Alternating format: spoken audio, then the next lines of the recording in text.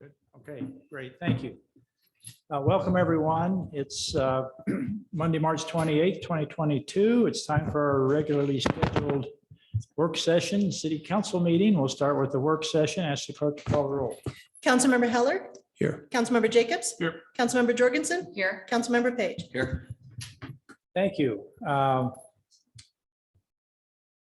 We're going to talk about a couple of things. We're going to start with our friends from the Ada County Highway District, Osage concept discussion. And Jenna, are you helping us with this to start it off, or what are we doing here?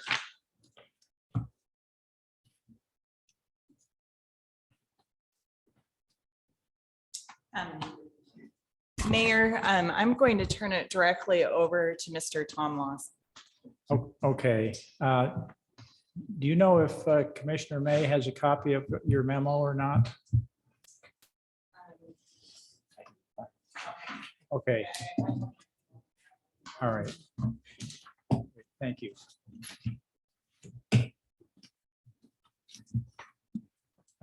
Before you start, does everyone know Commissioner May?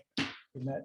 I have not. Mary, would you come up and just let us shake your hand since you're here? This is, Mary is the president of the Ada County Highway District Commission, and she's joined us tonight. That's our city clerk. Bill Jacobs. Very nice to meet you. John Evans.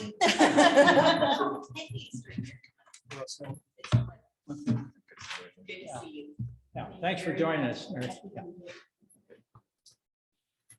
Okay, thank you. The floor is yours. Absolutely. Thank you, Mr. Mayor, members of the City Council. For the record, my name is Tom Laws. I'm the planning supervisor with the Ada County Highway District, 3775 Adams Street, Garden City, Idaho.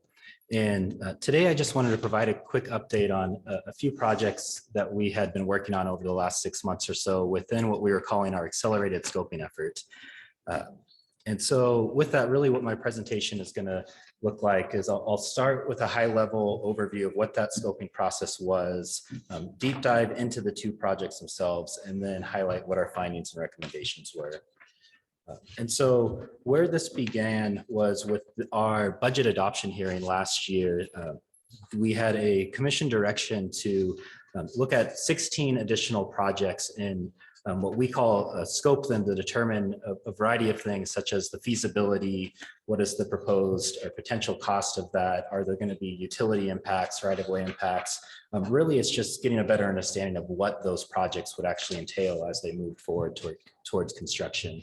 And so in October, we met with the commission to confirm what we were to look at within those projects. We hired a consultant in November to do the field visits and really the deep dive analysis. And then in December, we compiled those, what we call preliminary scoping statements that really detail exactly, what is the project extents, what's those price estimates, different things like that, as I mentioned. And that was presented back to the commission in January. Specifically within Garden City, there were two main projects, a Mystic Cove Greenbelt connection and then the Osage Street technical review. But just as at a high level, I wanted to highlight, what does a typical project process look like at the Ada County Highway District? And really, a standard project tends to take anywhere between 4 or 5 years. With that very first year, that's scoping. So we have a project identified, we understand exactly what is it going to take to be complete, is it feasible?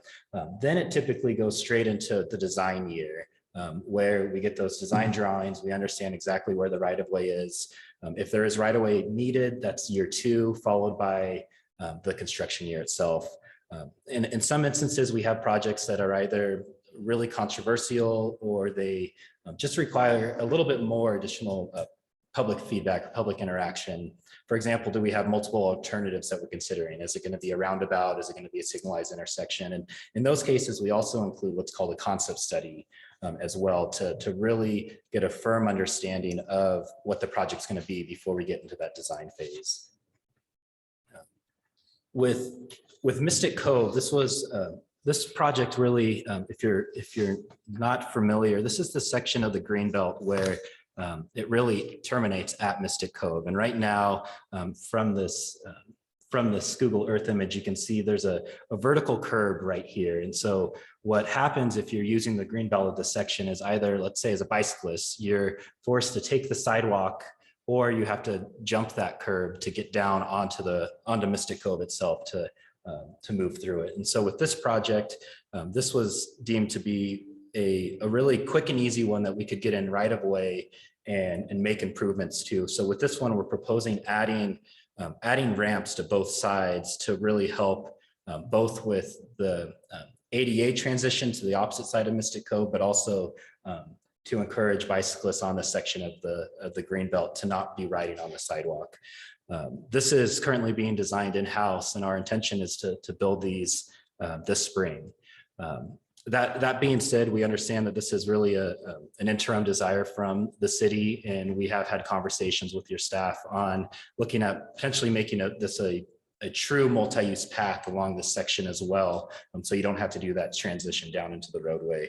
With the potential right-of-way that would be needed, the removal of parking, and then some drainage considerations of moving in that curb and gutter to add those extra feet for the multi-use path. Our concern was we weren't going to be able to get that completed this year. So moving forward as quickly as we can, those ramps should be in as the weather continues to get nicer and we see more and more users out there. The second project was Osage Street. And with this one, really the ask from the commission is Osage has so much potential. We all can see it. And really it was just a better understanding of what are the opportunities along this corridor. And so we created an internal concept study, more or less draft scoping report that really identified the background, what past planning efforts went through, what the existing conditions are today, and then some recommendations and a variety of options considered. This is included in your packet, but I'll kind of go through a couple of those chapters in the next few slides. So the first with the planning efforts, there have actually been 5 historical plans, whether they're City of Garden City plans, ITD, or ACHD that specifically reference Osage and the opportunities there. In addition, last year, there was a 2021 Rebuilding America Infrastructure with Sustainability and Equity Grant, or RAISE grant, that was applied for. It was not awarded, that also called out Osage. For existing conditions, we really looked at a variety of things, including what are the right-of-way constraints, what are those parcels along the corridor, and just a few high-level things. The entire Osage corridor is roughly 1.5 miles, and that includes 90 parcels on either side. There are 16 intersections, which the 2 largest ones being Veterans Memorial and 36th. And then there are actually 15 parcels that take access directly off of Osage. So they don't take access off of 37th or 38th or 41st or 42nd. And so really are essentially landlocked and dependent on Osage for access. A couple of other interesting facts about Osage: for the most part, the right-of-way is only 15 feet in width. And to put that in perspective, a typical vehicle travel lane is anywhere between 10 and 12 feet. And so at 15 feet, you really are only able to accommodate 1 car in one direction at any given time. It is very constrained for being designated as a street rather than an alley. And then in addition, we actually have a variety of pavement conditions on this corridor, from fairly well down to all the way to near 36th Street. There's actually a gravel section still. So it's really varied in just how well it's holding up even. And all of these pages go into a block by block analysis of what those conditions are.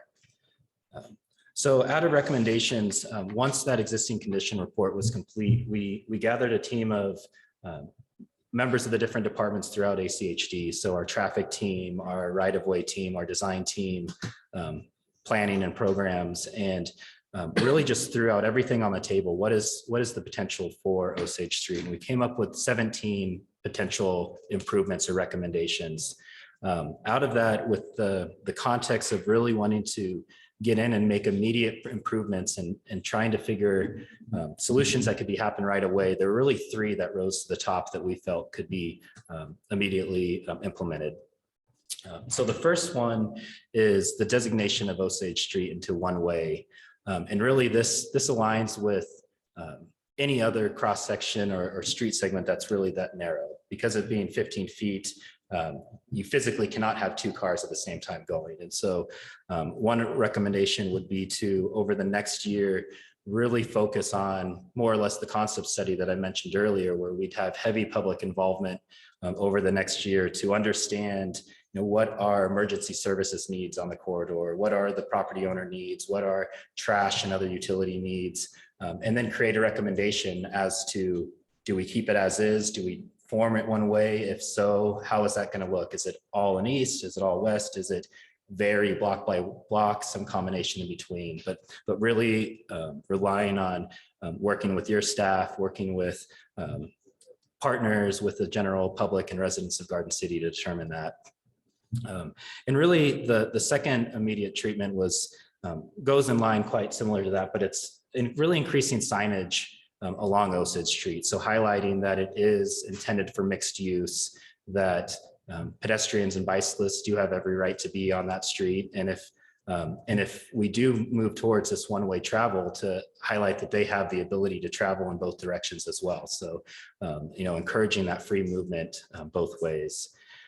But really one item that continued to rise to the top was less about Osage itself, but the safe crossings at all of those 16 intersections. And so one thing that the Ada County Highway District has done is over the last 2 years, really begun programming all of those cross streets to Osage into our integrated 5-year work plan for improvements. And so just recently in January, our most recent integrated 5-year work plan was adopted, and that included sidewalk improvement projects on 32nd, 33rd, 34th, 35th, 37th, and Clay. And that'll include full curb, gutter, sidewalk, as well as bulb outs at certain locations where I can see, really highlighting Osage right there to make it safer for all users to be able to cross as they transition through the corridor.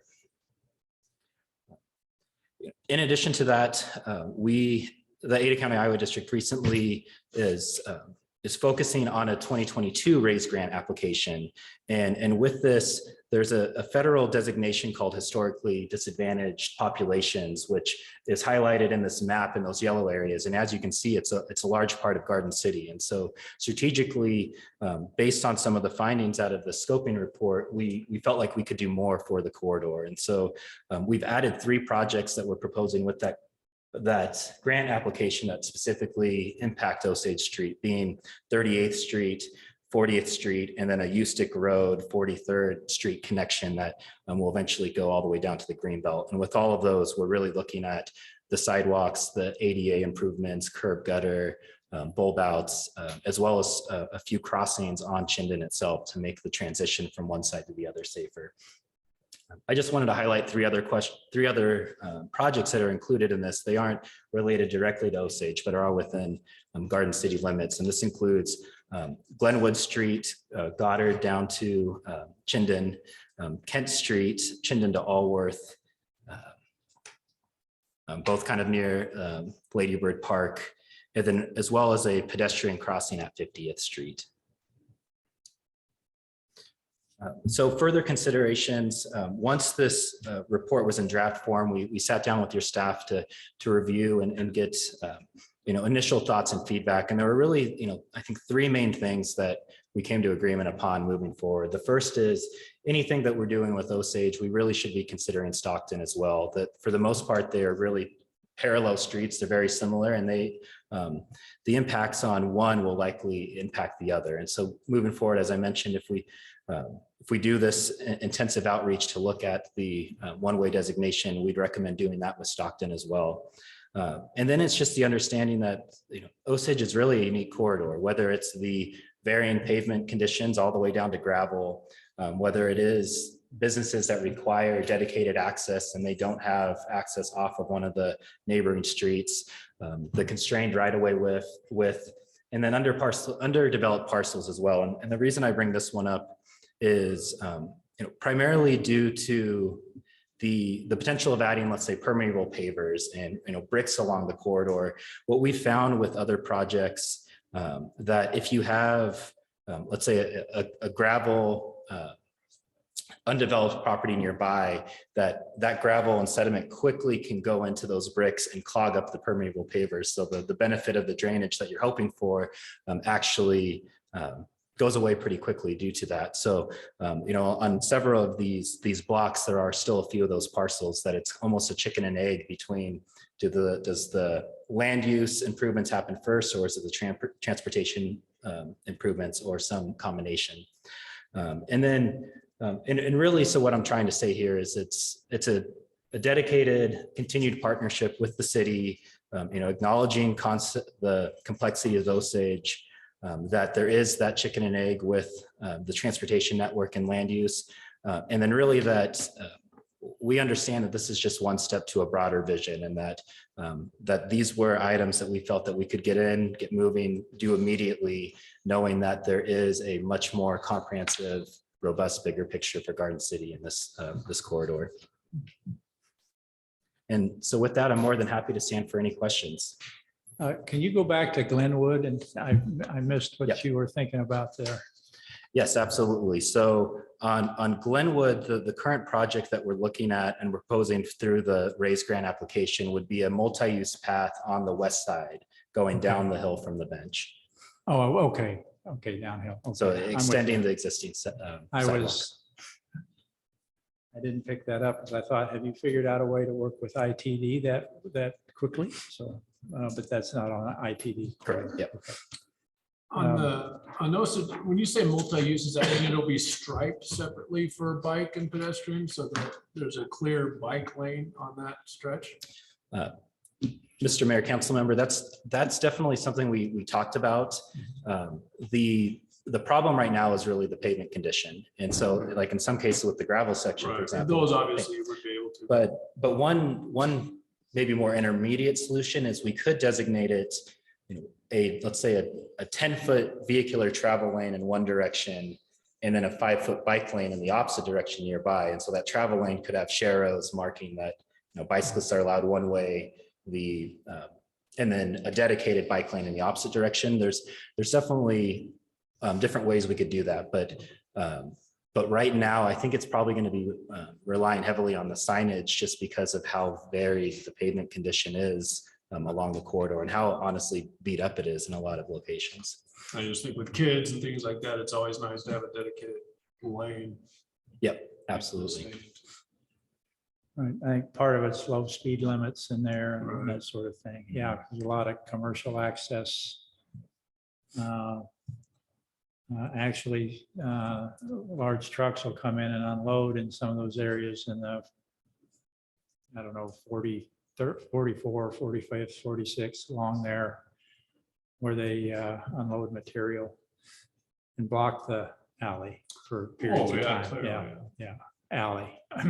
The public right of way. Mr. Mayor, Yes. I do have a question then. Does the district envision if the improvements are made to Osage to incorporate a one-way direction of travel, that the parking would only be permitted on one side of the road, including unloading of vehicles or commercial access situations? Mr. Mayor, council member, I think that's exactly why we need this public engagement side of it first, is really to understand how are the current property owners using the corridor. In a lot of cases, with only being 15 feet, there really isn't room to be permanently parking there. And so it potentially be more temporary, or if it's your garbage, you're continuing on. But I think because of how high level the scoping report was, we need to dive in deeper and better understand what the needs of the adjacent property owners are and the services that are using that corridor, to be able to answer that first. But it's absolutely something that we'll look into. Mr. Mayor, I have a few questions. I'm surprised. First of all, thank you so much for being here this evening. I really appreciate all of the detail that you've provided. And I want to compliment you. I do think that the public input and participation on this project will be critical as President of the council indicated, there's so many questions that will be surrounded, and we are very aware that that part of our city likes to be, they're very vocal and they like to be considered on this type of development and project. One of my questions is, how do you reconcile in the staff report, ITD wants a wider street, Garden City wants it to remain narrow. How is that reconciled? Where are we like 15 feet and we're committed, or is there any consideration for widening the street at all?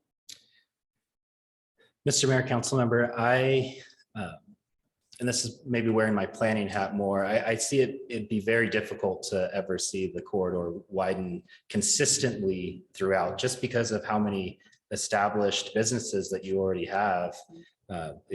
Potentially piecemeal as redevelopment occurs, you can acquire, that needed right of way, but the impacts to the adjacent properties would be very significant to get it to, a standard street width of 20, 25, 30 feet needed to have, let's say, 2 travel lanes, curb, gutter, sidewalk, all of that. So it would definitely be a pretty big trade-off with an impacts to everyone who's currently using the corridor and owning property right there.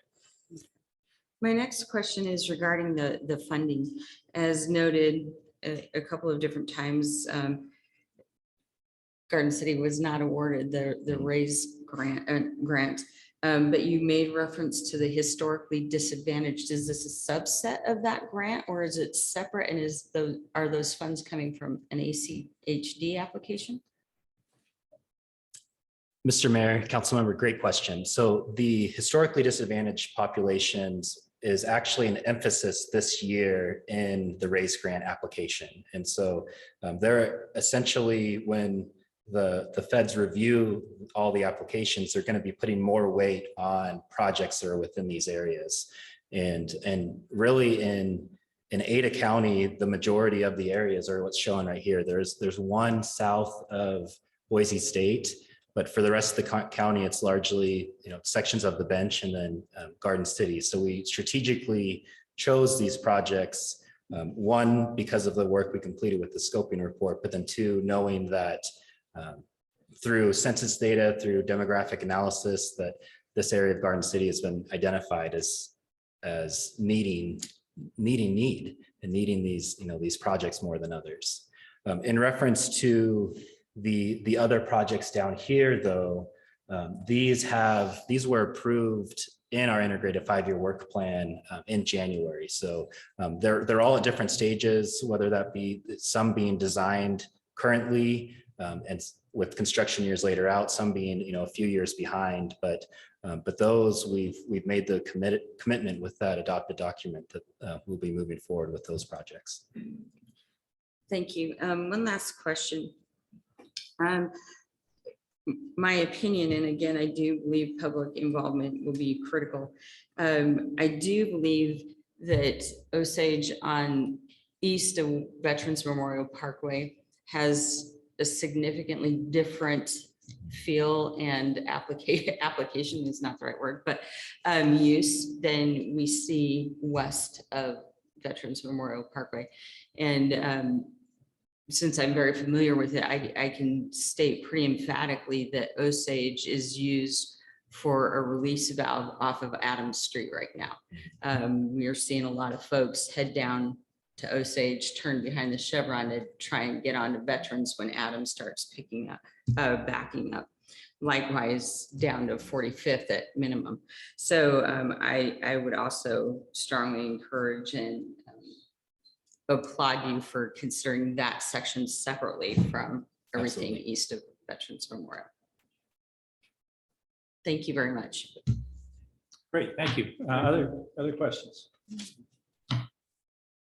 Tom, thank you so much for coming. It's been a pleasure to have you. Very informative, and we've got the information in the packet, and other questions come up, we'll make sure we get them to you. Absolutely. Thank Great, you, Mr. thank Mayor. you. Thank you, Thank council you. members. Yep. Interesting. Yeah, it's very interesting. Okay, our next item Sheriff Clifford has joined us today, and we're going to get a briefing on the Ada County Sheriff's operations. So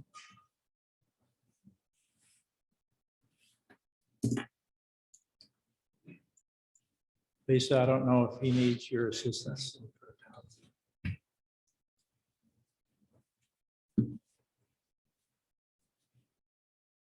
I'd help you, Matt, but they don't let me near those things.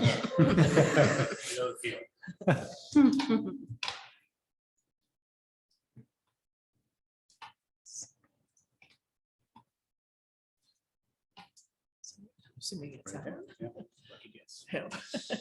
50-50 chance.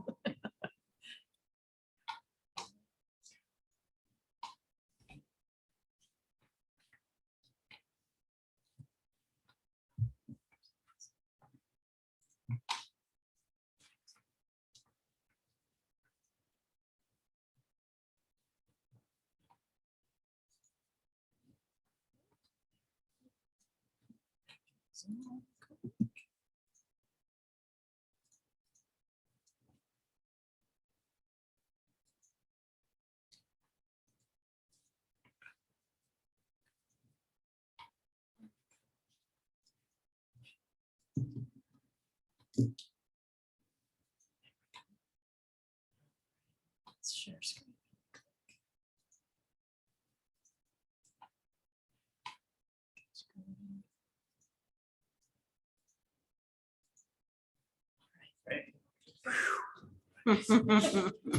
I'm glad you didn't ask me to do that. Well, welcome, Sheriff. Thank you. Thank you, Mayor Pleasure and to have you Council. here. Sheriff Matt Clifford, Ada County Sheriff's Office. My purpose for coming here today is just to introduce myself, as I know a few of you, and just kind of give you a quick overview of the Sheriff's Office and some of the things people don't usually think about that the Sheriff's Office does different than a municipal police department. I do want to say thank you for letting me come, and that we work very closely with your police department. And of course, thanks to Chief Allen.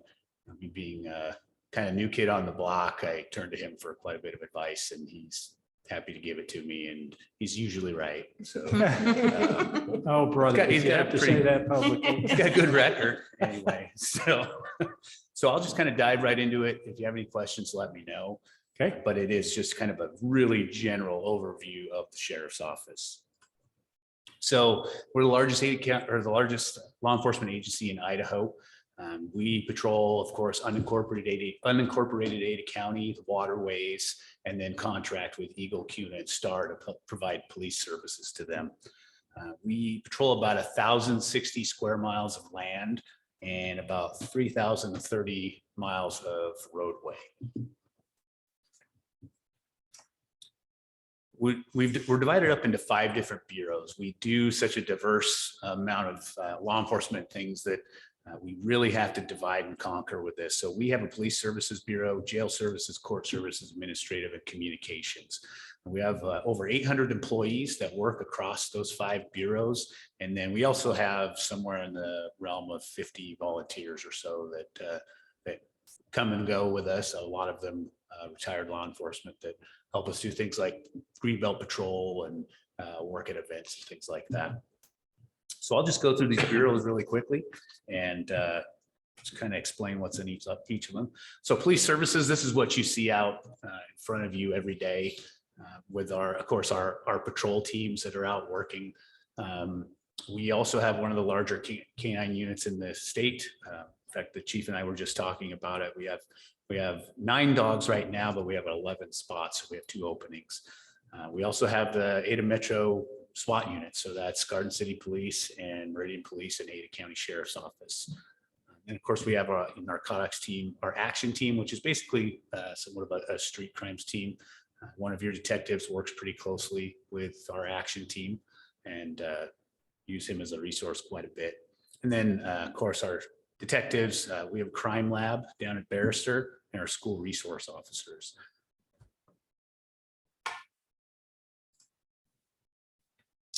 So here's what you don't see every day is our jail services bureau. This is the largest portion of our agency.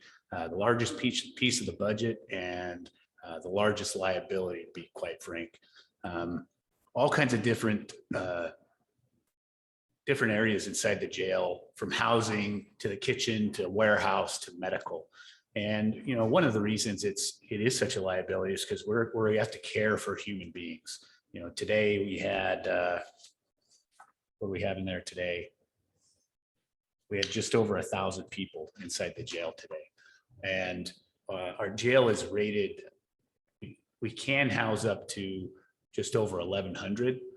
If you just pack them in like cordwood, we could get 1,200 in there, but that doesn't mean that that's just its rated capacity. So there are two different kinds of capacity. You have your operational capacity and your rated capacity. Now, if I put 1,200 people in there, we'd be way over operational capacity, because that just means that, you know, there's this many beds and this many sinks and this many toilets, but we can't put 1,200 people in the jail. We have to have bed space left open so that we can classify people into certain groups according to past instances in the jail, what type of crime they're in for, gender, maybe gang affiliation. So we have to have room to move people around. And of course, COVID complicated all of that, but we're pretty much over that. I think we have one person in the jail right now with COVID. Matt, how many people do you have in there that are under state custody? State custody today? That right here, sir. Yeah. So state custody today.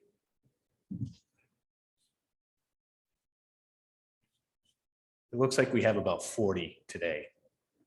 Okay. So that's not bad. It's been a lot more than that. Yeah, in that's the what I was past. thinking. It's been a lot more. Yeah. So what's kind of nice is we have a lot of communication with the other sheriffs around the state.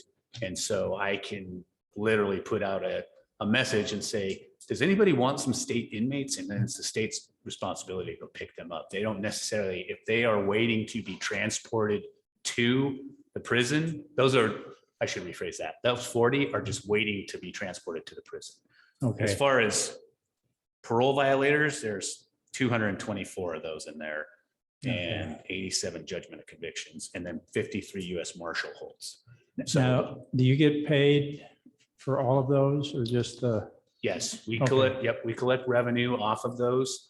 And we're a little bit different than a lot of smaller jails. With a smaller jail that has bed space, they like to have those inmates there because they collect revenue either from the feds or from the state, whereas we're trying to get them out because we don't have space. So my revenue will go down, but so will my food bill, and so will a lot of my liability, and I'd rather do it that way. So we can call, you know, Adams County, and if they have, hey, yeah, we'll take 3 of your state inmates, that'd be great. Then we can literally just transport them to Adams County, and they will live there until the state comes and picks them up for transport. So that's nice, but you can't, I mean, nobody can take all of them. So during COVID, it was really tough to get them out of there. They've recently got that number down.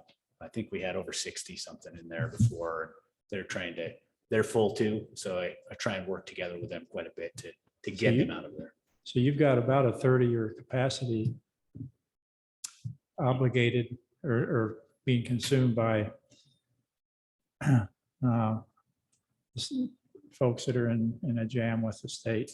Yes. So many of the people that come in, so when I say 224 parole violators, the majority of those people still have to stay in the jail because they're in on new charges. So they're awaiting trial for something else, or they're awaiting their hearing, parole hearing, or a PV here, a probation violation hearing. So the 224 means a lot of times they violated because they maybe allegedly committed a new crime. So they still have to wait until they can get through court. So I don't have 224 that I can load on a bus and send out there.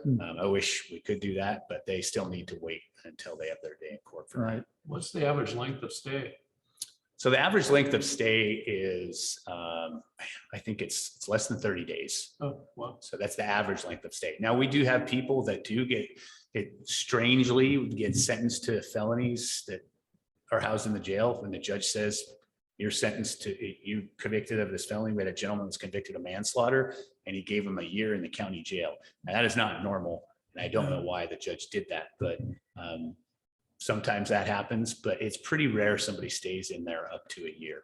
So you have a lot of people coming and going for all kinds of different reasons. Now, when COVID hit and they stopped doing jury trials, that was tough on us because people aren't going to their trials to get either sentenced or put out on probation or pronounced innocent. So Came in, didn't go out. what's that, sir? They came in, but they didn't go out. Correct. And we have a lot of programs in the jail that I'll talk about in a minute that we use to try and identify people that we can supervise outside the jail so that we can keep the people in the jail that are supposed to be there.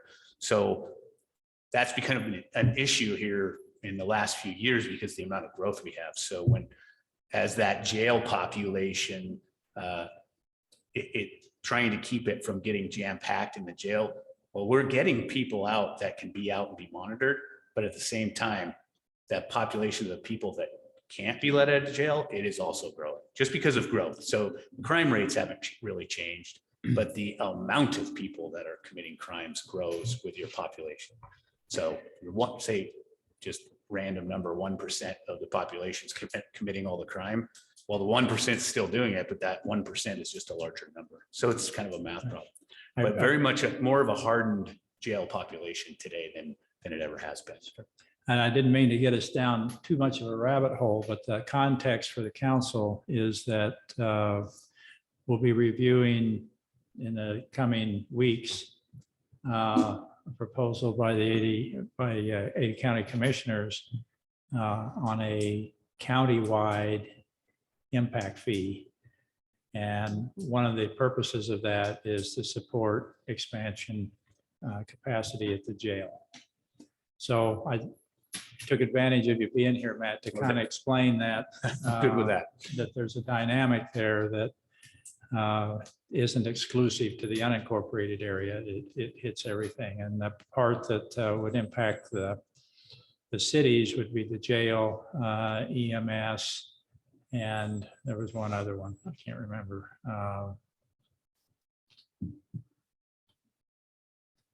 There are three categories. But anyway, that'll become, so anyway, I'll be quiet now so you can go on. And no, it's a great point to bring up because the jail is in need of an expansion and it's very expensive to build. It's not like building a regular building. You have to build hardened space for very specific population. So it's expensive and we have the blueprints to build it. We just don't have the money. And unfortunately, we're at a point where we need it now and it'll take years to build it once we do get funding. We may run for bond as well to see if we can get that done.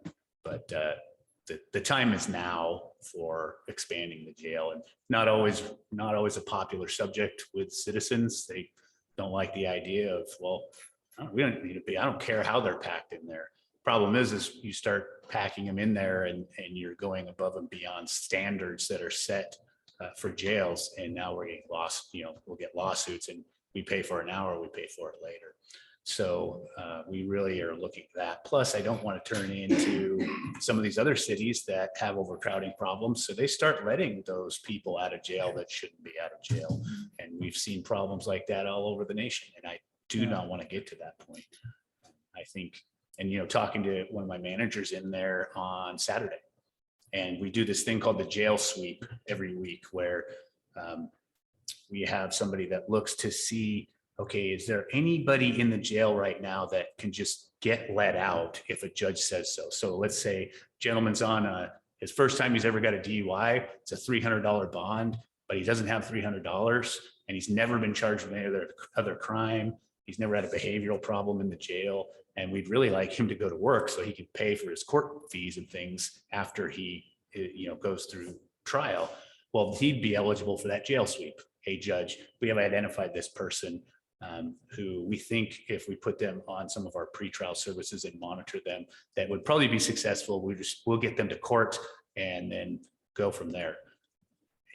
She said to me on Saturday, she says, it's getting the people that are eligible for that, the numbers are getting lower and lower. So that's just kind of where we're at, One of the other things about the jail people, don't realize is it's kind of a small town in there. Laundry facilities, kitchen, like I said, warehouse. It's a busy place. If you never had a tour, I'd recommend inquiring about one. There's about 200. There's over 200 deputies that work in there, and all kinds of staff from educators to nurses. We employ 33 medical staff in our medical unit. Well, I wish we employed 33 medical staff. It's really hard to get nurses right now because I can't pay them $120 an hour. But there are a lot of programs in there that we offer to inmates to try and keep recidivism down. And we almost have kind of worked against ourselves a little because the programs are really great. So judges will sentence people to, even judges we've seen that sentence people to felonies. They'll say, yeah, but you have to take the classes in the jail before you can get out, which is great, but it keeps them in the jail for a little longer. So we're trying to actually expand outside of that, and I'll talk about that again here in a second. So our Court Services Bureau, this is a very interesting bureau. So if you didn't know, historically, the Sheriff's Office did not do security for the courthouse. It was done through a system called the Court Marshals that worked directly for the trial court administrator. In the last couple of years, the commissioners have said, yeah, you know what, I think we need some deputies in here running the courthouse and running the security instead of people that had a little bit, nothing against them, but it's a lower amount of training, it's a lower hiring standard. And because we're growing, we took over security for the courthouse. So I have a whole crew that does nothing but that. On that security team are also 27 or 28 deputies that do nothing but transport inmates all over the town all day long. So at any given time in Ada County during, mostly 8 to 5, Monday through Friday, there's probably an inmate out and about with a deputy somewhere at some kind of specialized medical treatment or in surgery or at some kind of getting some kind of dental work done. People don't realize that we can't offer them everything, so we have to get them there. And so the transport team goes all over town, and usually actually all over southern Idaho, taking inmates to appointments. They also have to go into surgery with them. So it's somewhat comical. We usually get a picture of the deputy and all this gear I'm wearing, and they're wearing scrubs and the booties and all that. And they have to go in and sit through surgery with the inmate. We also have our civil division. The state statute requires that the sheriffs take care of all the civil paperwork and garnishments and evictions and things like that. So we have a whole team that does nothing but civil paperwork.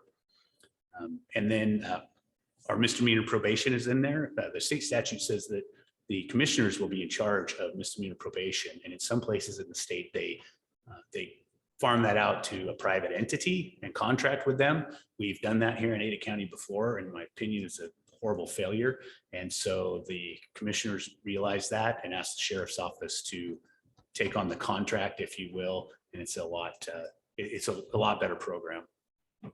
So you'll see alternative sentencing and pretrial on there. Those are some of our programs that try and keep people out of the jail that of course qualify for that. So you can ask a judge, hey, can you let me out? I'll pay this much bond, and can you let me out? And I'll go on ankle monitoring, or whatever they qualify for. You're going to come in on a random day every week and blow into a breathalyzer, or you just have to come into the office 1 day a week, 2 days a week. And alternative sentencing, that's like our SILK program where you see people picking up trash, and sometimes we have a center called the CTC, Community Transition Center, where it was kind of the old work release program, but we now added classes and programming to that, where a judge can say, all right, yeah, I'm going to sentence you for this crime, but you're going to have to live at the CTC. You can go to work, but you come back and you have to take these classes, and we can actually help them get their GED there as well.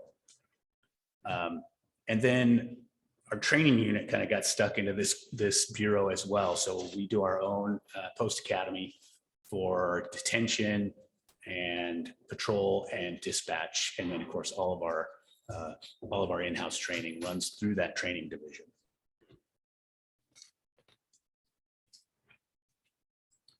So administrative services. There's not a lot that's really crazy fun about this, but this bureau deals in a lot of, I'll just say it, stuff, right? We have our records department that all day is just a beehive of busyness where paperwork's coming in and they have paperwork going out. All our phone calls come into there. Property and evidence, we contract with Boise City to handle their property and evidence. So they handle the sheriff's office and Boise City. And then the sheriffs have to do all the driver's license in Idaho. So we still run it through the state. So we work in conjunction with them to do driver's license. Concealed weapons, we have our victim services in this bureau where people that are victims of crime, we can offer them resources. Our fleet services with all that transport team and court security, patrol and jail, you can imagine we have a large fleet to take care of. So the finance, I always say this to people because they don't really realize that finance is very, very important to me. Is under state statute, the sheriff is personally liable for any budget shortfall in the budget. So if I overspend by $200,000, Matt Clifford has to pony up $200,000 per the state statute. So these people are very near and dear to my heart, and they do a really great job. We're in our budget process right now, and they're all giddy about it. And I said, "Oh, that's good. I'm glad you're happy about it because that means you're probably doing a good job." So then there's our communications bureau. We have one of the largest dispatch centers in Idaho. We dispatch for all law enforcement agencies in Ada County. So Boise, Meridian, Garden City, Sheriff's Office, and fire and EMS.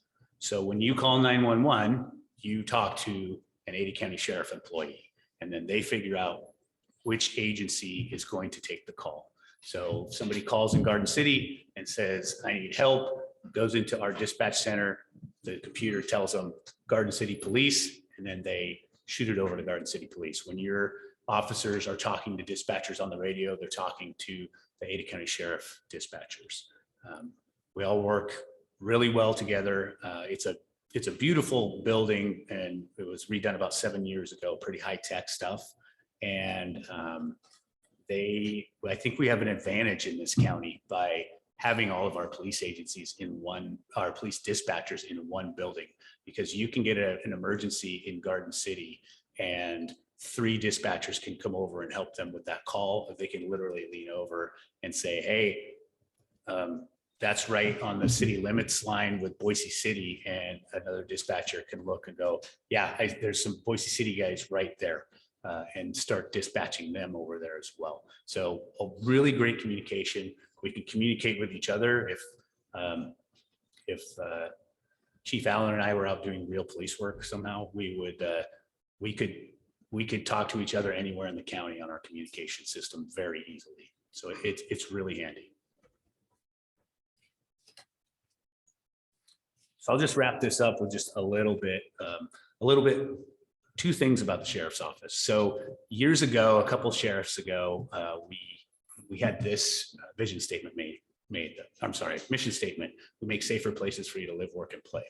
And I've always loved that mission statement because it is short and to the point.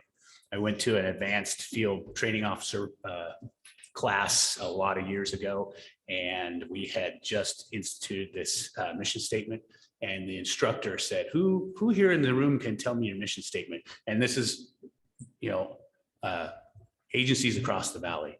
And if you ever work around, it's a lot better today, but especially at that time, if you worked around a government entity that had a mission statement, it was usually many sentences long, and it was a lot of words and cool buzzwords, and people had to memorize it. And in my opinion, the significance of the statement just kind of lost its luster on, okay, I got to remember this. There's 3 sentences and this is what they are.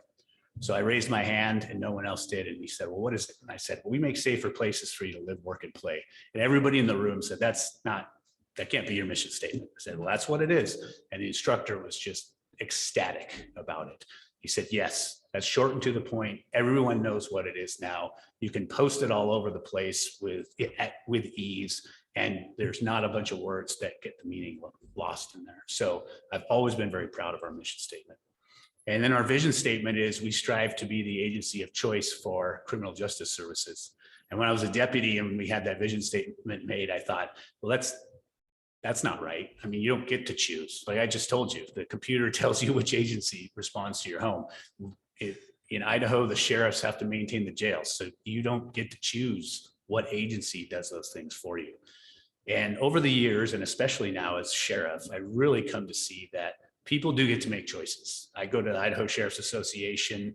I do things with them multiple times a year, and minimum 2 times a year, a sheriff's department comes up and says, I need your help. Can you tell me how to do this? Can I send dispatchers to your dispatch academy? How's your jail doing this?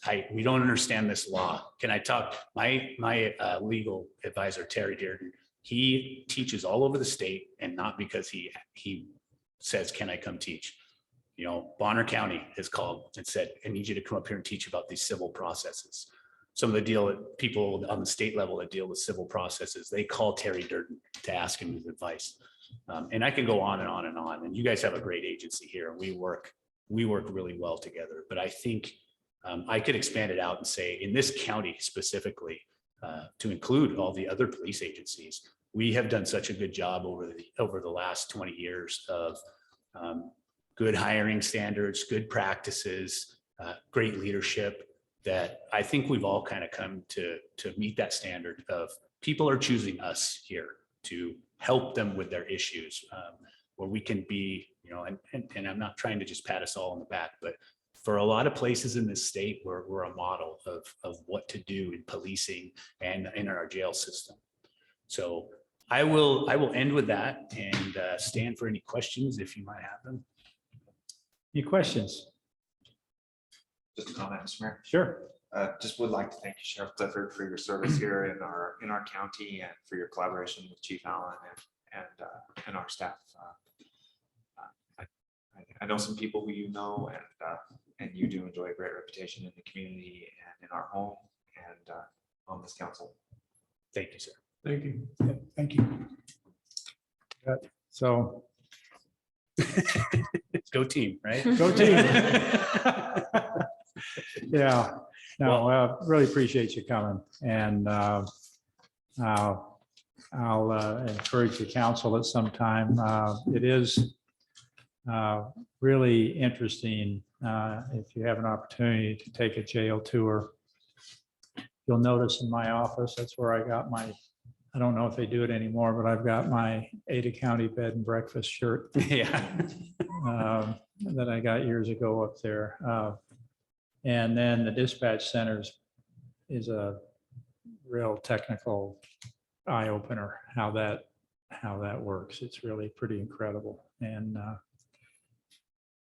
it's we live in a great spot, because in an emergency, you know, the patch, so to speak, comes off, and whoever can get there gets there. And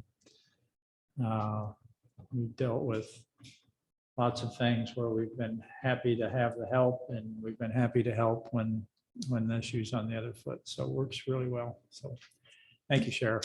Thank you for having me. Thank you, Sheriff. I appreciate it. Thank you, Mr. Mayor. Yes. I actually really like that suggestion, and I had written that down, that perhaps as a city council, we could arrange to do a tour of the dispatch center and or the jail. Yeah, we'll figure that out. Yeah, I think it'd be very eye-opening. Yeah. Mm. Yep. Yeah, we'll arrange a tour. That's okay. That concludes the issues we have on our work session agenda. We'll go ahead right now, and we will close out the work session, and we will convene the council meeting here in about 5 minutes. We're good. We're recording. Okay, good, thank you.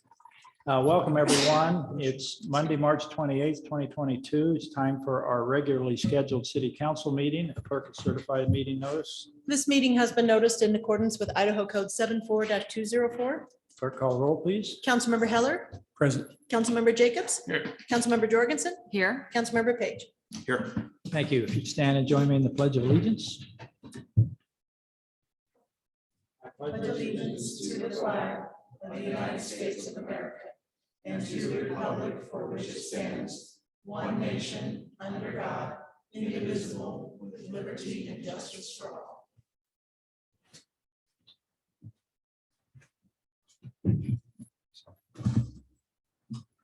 Next item, changes to the agenda. Seeing none, we'll move on to the consent agenda. Mr. Mayor, Yes. I move that we approve the consent agenda as written. Second. Okay, you've got a motion and a second to approve the consent agenda. Is there any discussion? I think this would be the time, Councilmember Jorgensen, that you can indicate that you won't be voting because you weren't here last time on the approval of the minutes. That is correct. Okay. Anything else? Okay. Those are the items on there. We'll need to call the roll. Councilmember Heller. Present. Oh, I didn't hear a motion. Sorry. I'm sorry. Motion to approve, so that's just yes or no. Okay. Sorry. Yes. Okay. Yes. Councilmember Jacobs. Yes. Councilmember Jorgensen. Abstain. Councilmember Page. Yes. Thank you. Special business. We've got a Valley Regional Transit briefing. I thought I saw Mr. Hunt. Oh, there, I'm sorry. I was looking for your name. You were right there looking at me. Welcome.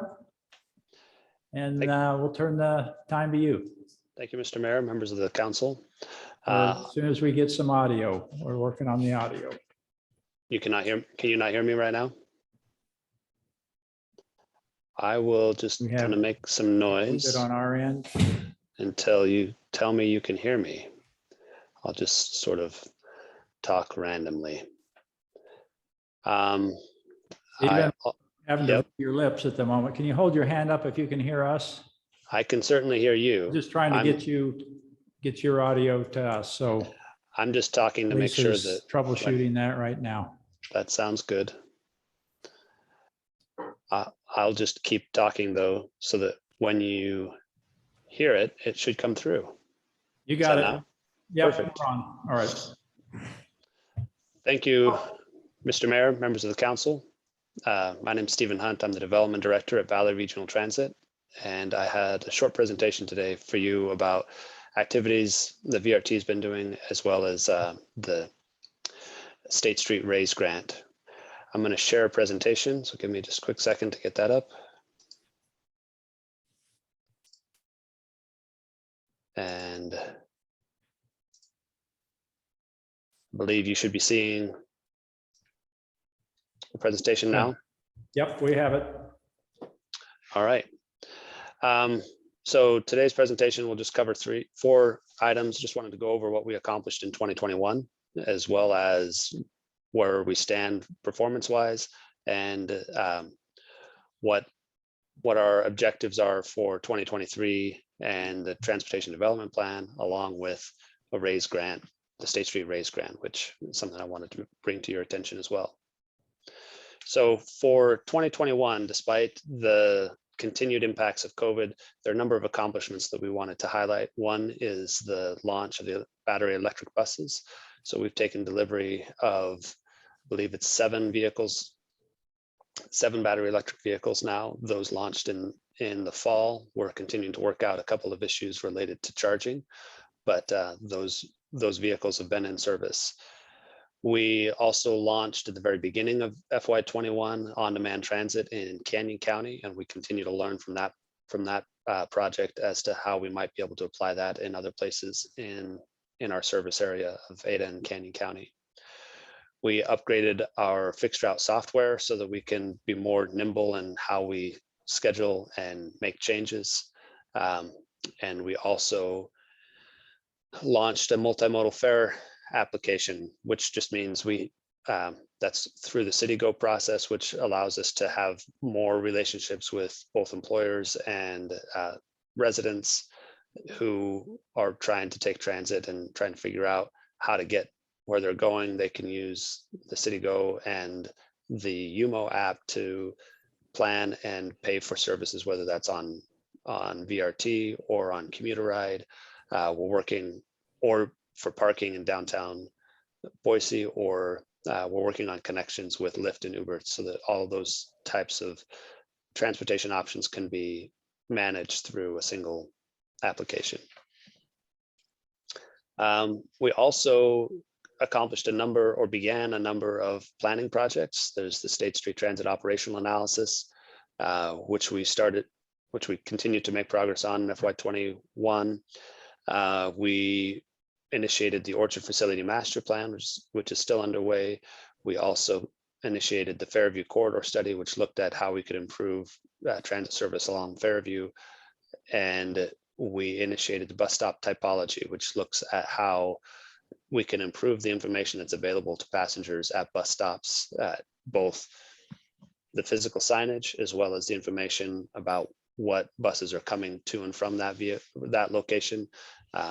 That study will be wrapping up this year and will lead to changes in the physical infrastructure and design of those bus stops. We've also been doing some work on the Happy Day Transit Center in Canyon County. So to touch briefly on what our performance was in FY21, it's no secret that COVID has continued to wreak havoc on our ridership. Overall, ridership is down about 45%. You can see in the top graph there the steep decline that we experienced at the beginning of calendar year 20 that continued into fiscal year 21. And we are actually right about the same as national trends, which show about a 45% reduction compared to pre-COVID numbers across the country. The good news is we have begun to trend up. Our low point was actually in February of last year, and we have seen ridership generally trend up since February of 2021. There's a couple of points on here that I can speak to on the top graph. We were experiencing some record ridership going into COVID. You'll see that those first bumps where we had, compared to the previous year, record ridership in January of 2020. And then COVID began. We saw some declines in February, and then we went to suspending actually all fare collection in March of 2020 and continued to see ridership decline. We re-implemented fares in October of 2020, and then we started to see some ridership come back as we did a May in Motion campaign in late 2021, but then the Delta variant came through the summer of 2021. But this fall, we've seen ridership kind of stabilize and begin to we saw more ridership in October of 21 than we did in October of 2020. And that was the first time that we had seen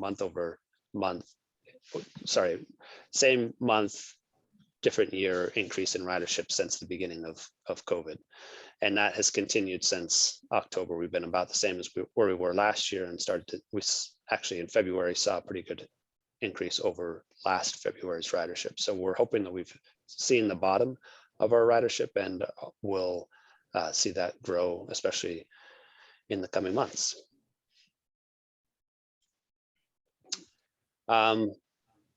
We have also been looking at how we can use our services more effectively. So we continue to evaluate those routes that are poor performing and those routes that are performing well, and identify opportunities for either additional marketing or potential changes that could reallocate existing resources towards those that are better performing. One of the good news stories over the last several years is the continued improvement of our on-time performance. A number of years ago, that was one of our focus points. We had, I think system-wide, our on-time performance was below 80%. It was, I think, kind of mid 70s. And year over year, we've continued to see on-time performance improve. And this year was no exception. All routes now are above 80% on time. And In fact, the bottom 25% threshold is almost at 90%, 88.6%. And so across the board, we continue to see improvements in on-time performance, which has been great. It's been a good collaboration with our operations team. As we look forward in 2023 and the Transportation Development Plan, wanted to begin with what we're doing this year, how we'll continue to carry out those objectives for FY22. We have the State Street Transit Operational Analysis, which is wrapping up and leading into our State Street Raise Grant, which I'll speak to in a little bit more detail here in a minute. We also have been working on our 5-year Transportation Development Plan, and this is a new effort to have a longer, I mean, it's still short range, but a longer term view of what our funding needs will be over the next several years. And that will really help plan for and deliver capital projects, but also service expansion projects, especially as we know we need to coordinate those funding requests with the local jurisdictions. I mentioned the bus stop typology already. That will also wrap up this year. We initiated the CUNA Public Transportation Study, which looks at a feasibility study of expanding transit services into the city of CUNA, making connection to the rest of the regional system. And we also will wrap up the Orchard Facility Master Plan this year. So as we look to the future with FY23, we will continue to follow the strategies that we worked through the VRT board in FY21, which was ensuring that we're able to continue to provide existing levels of service, maintaining all of our assets in a state of good repair. So that's been a focus of both our formula funds as well as competitive dollars. We've gone out for competitive dollars to make improvements in our existing assets. And then we also are looking, like with the bus stop typology and the State Street efforts, we're looking to improve existing transit through improvements in bus stops and shelters and sidewalks and bicycle access to those locations. And as ridership comes back, we'll also be looking to resume service enhancements, including starting the Route 30 in Meridian and continuing service out the State Street corridor to Eagle, just as some examples. The Transportation Development Plan has a quarterly cycle, and right now in Q2, we're looking at developing that draft and bringing those proposals out to the public. We'll have a period of public engagement starting in May, and we'll be highlighting what those service and capital priorities will be for over the next 5 years, looking to get the VRT board to adopt that in October of this year. So I wanted to spend a few minutes now talking about the State Street Raise Grant. So this is a project that has grown out of the State Street coordination efforts that Garden City has been a part of. There's a memorandum of understanding between all of the jurisdictions along State Street, including the city of Boise, Garden City, Ada County, ITD, ACHD, on how we can transition that corridor into a multimodal corridor that better serves the community and the traveling public through that corridor. And the way we see this raise grant is really, it's a continuation of that State Street coordination. We're requesting federal funds to build a lot of the infrastructure, the transit and multimodal infrastructure along that corridor that has been envisioned in a way that benefits all riders. The application hits on all of the major selection criteria for the raise grant. The total project cost is just over $10 million. We will be requesting an 80% federal match for that. So that's about $8 million in federal funds. And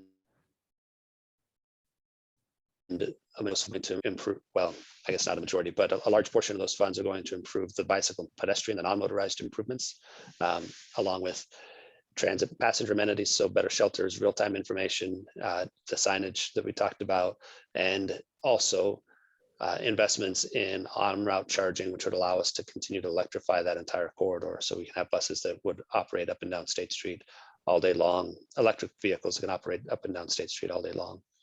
It also will advance some additional planning that's needed for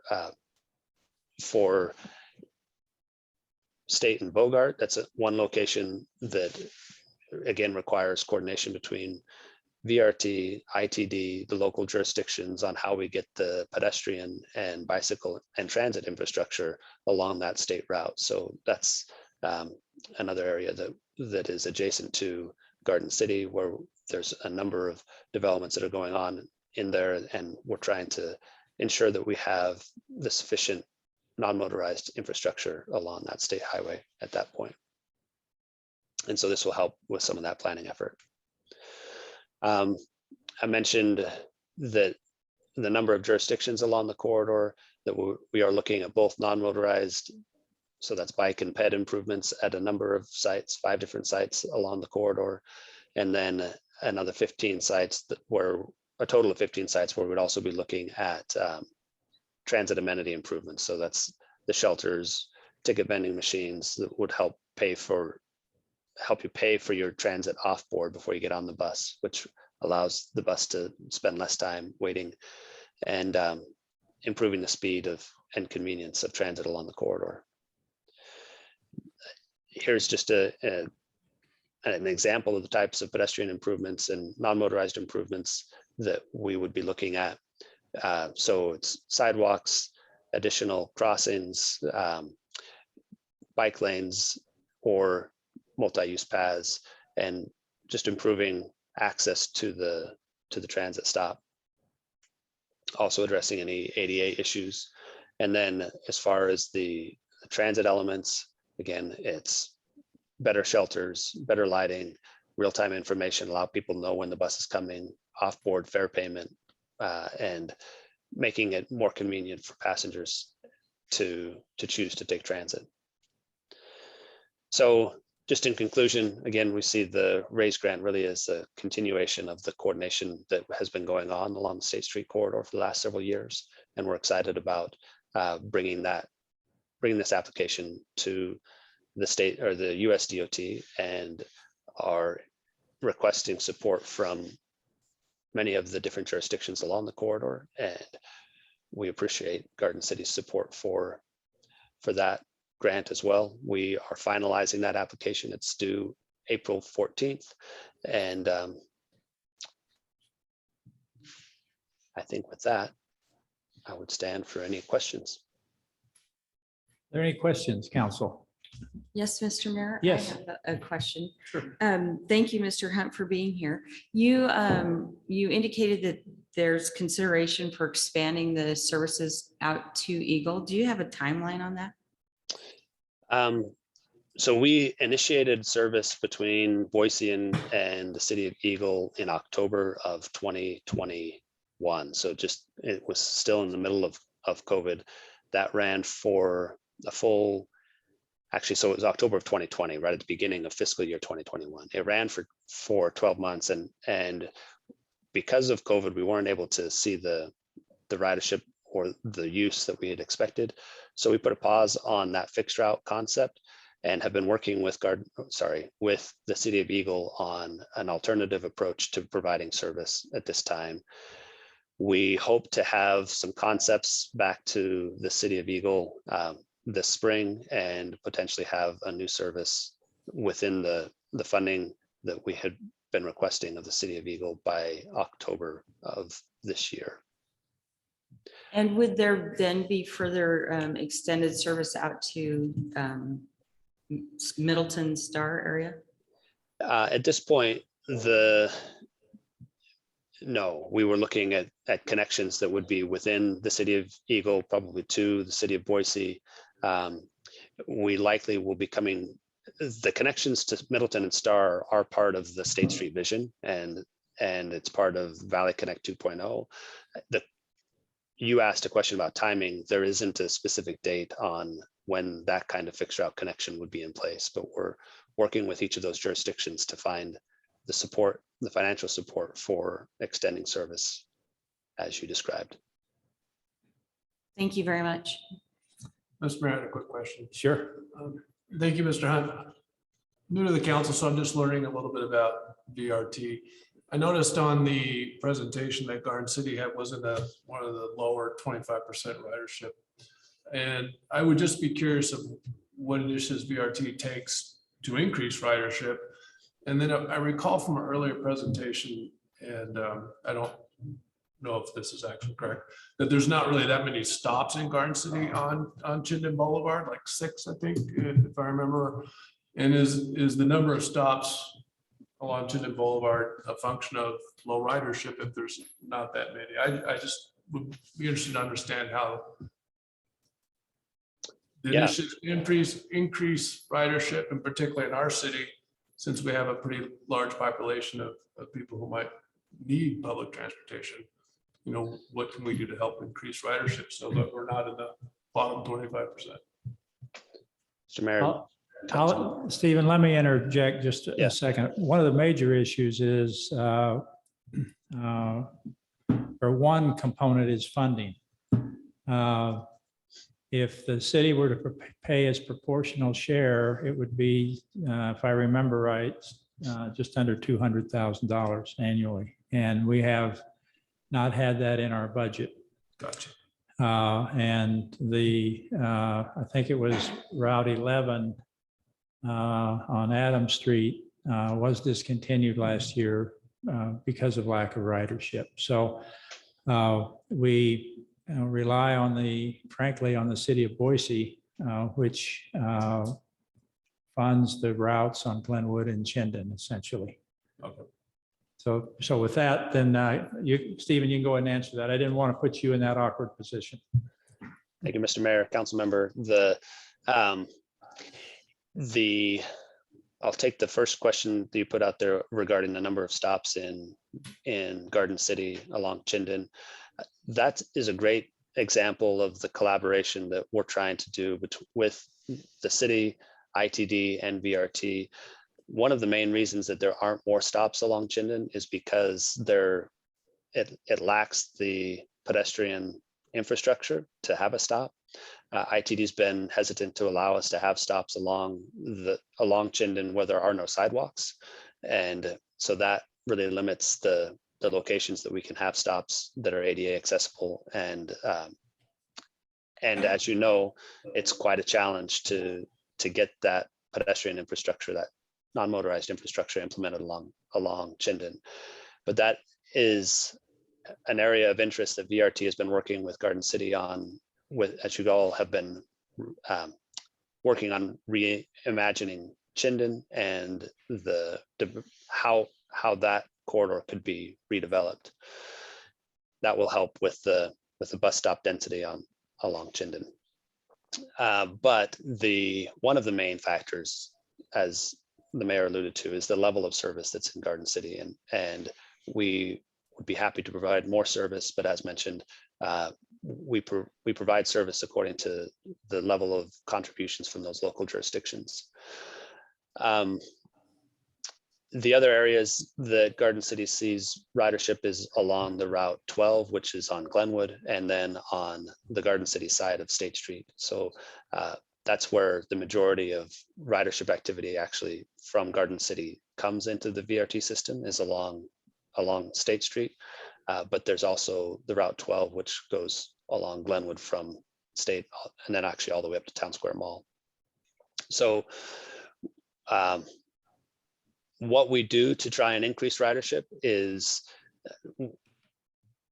we are looking for ways to both increase frequency and span of service. That's one thing that we hear a lot about, is if we could have service that runs on the weekend, if we could have service that runs later into the evening, that could be more accessible, that could help attract more people.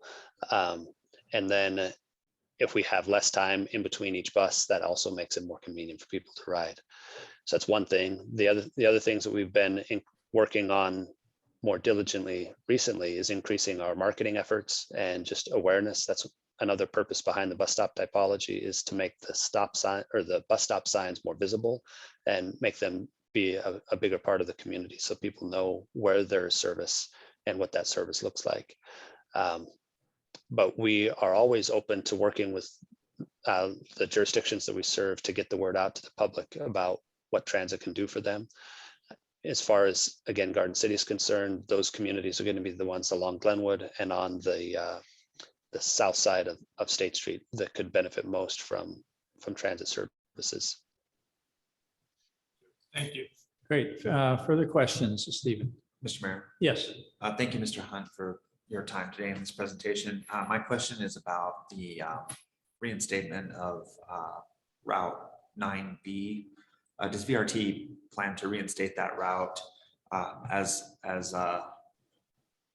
the VRT system continues to develop to the west? And just with the St. Luke's Medical Center there and access to medical care, I wonder if there's a possibility if 9B cannot be reinstated, if 9 can extend to the west all the way to Carlton Bay, previously like 9B did, to allow those people who need access to the hospital.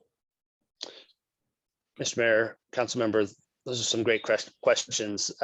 There's been the 9, which goes typically, the regular 9 goes as far as Saxton and then turns around, goes back between Saxton and State and Main Street Station in downtown Boise. There've been a couple of different routes that have extended past Saxton. One is what was called the old 9X, which went to Carlton Bay, as mentioned. The other was one that I alluded to earlier, which went all the way to Ballantyne on the west side of Eagle. Both of those extended service farther to the west on State Street. We consolidated the 9X and the regular 9 to provide higher levels of service. We then extended it from Saxton out to Eagle with the cooperation of the city of Eagle and Ada County and the city of Boise. That's the service that was discontinued or suspended after a year of service during COVID.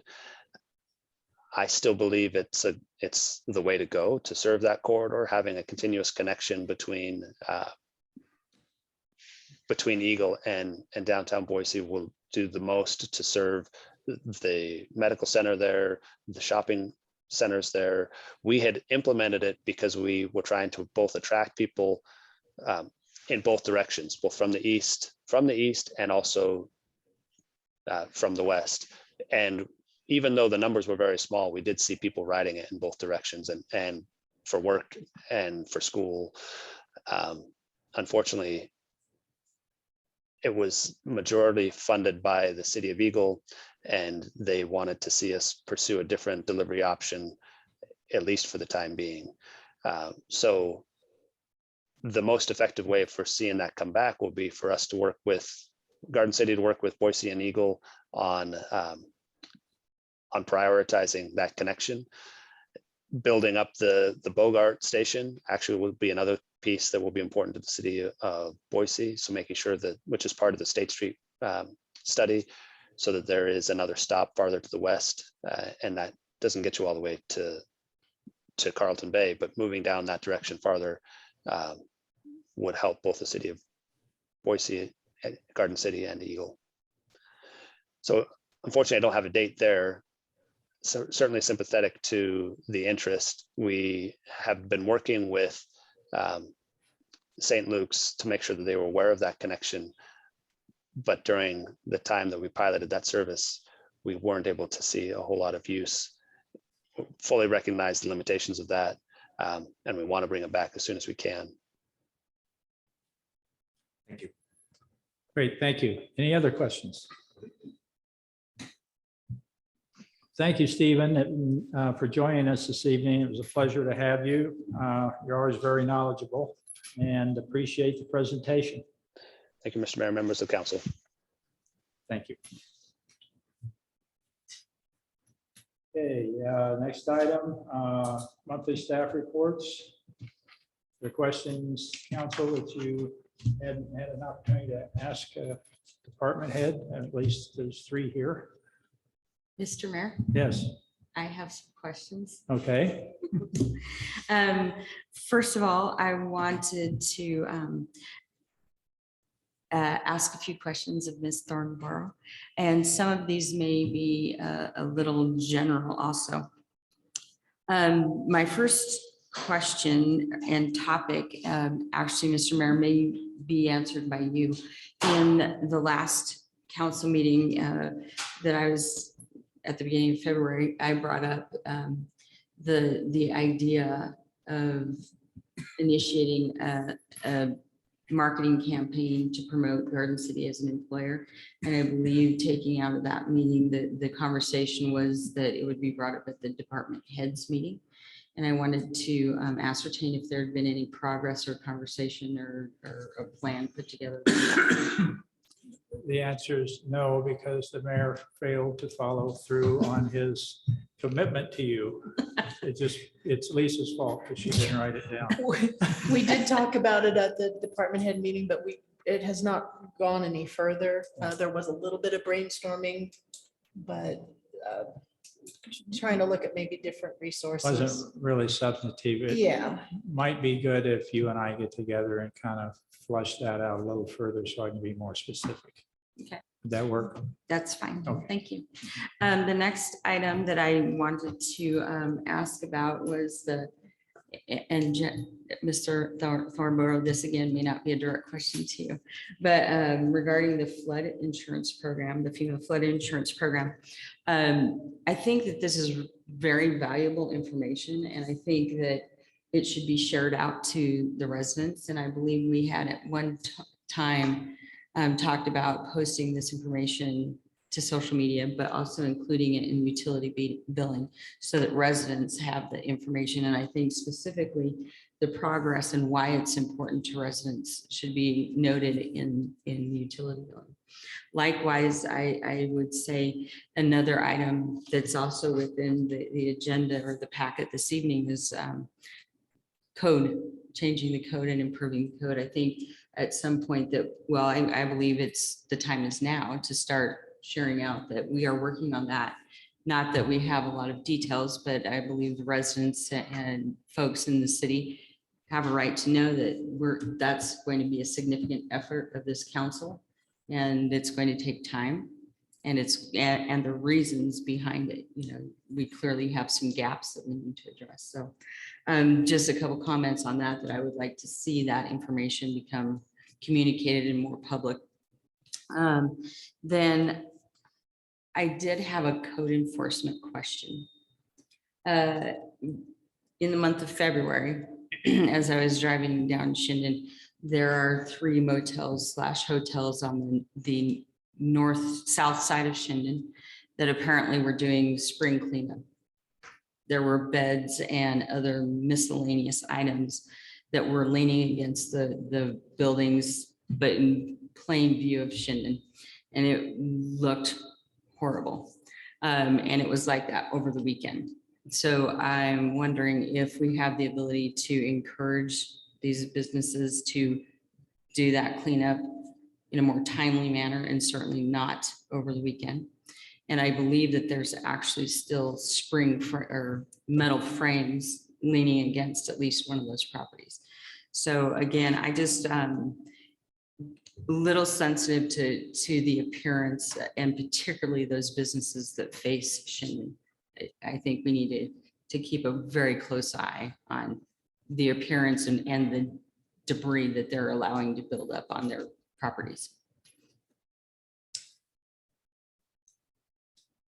Mayor, Councilmember Jorgensen, so noted.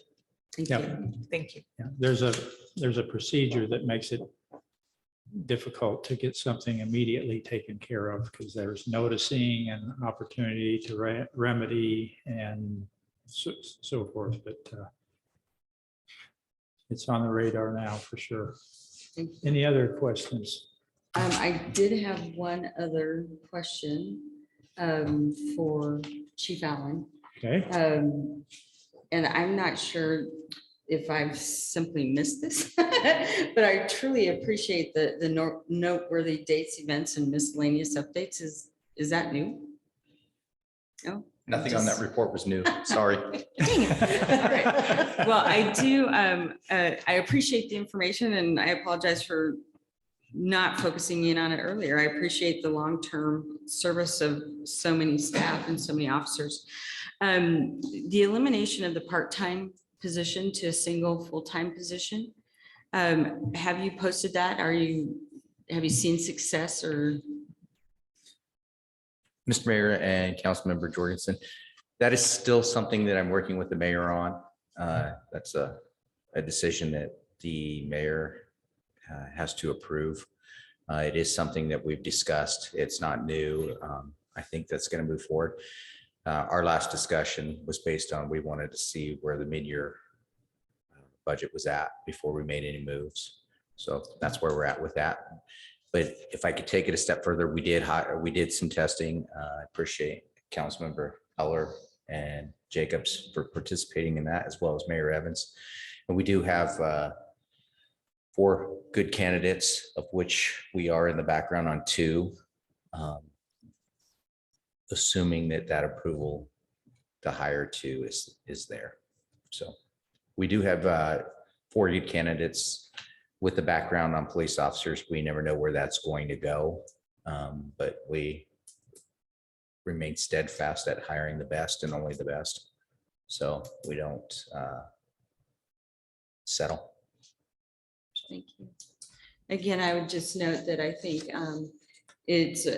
we have an opportunity to continue to promote Garden City as an employer, and that includes our police department, so that we can ensure that you can have all of the best supplying and retaining them, providing services for us. Great, thank you. Mr. Mayor, while the chief is there, can I get a question in? Sure. Thank you. And Chief Allen, I noticed from your report that an officer elected to leave and cited one of the reasons was a 12-hour shift. Do you have some thoughts on that for the council? I've heard feedback that many people prefer a 12-hour shift. Is there more to know than what's written there? Mr. Mayor, Councilmember Page, there really is not. It really comes down to preference.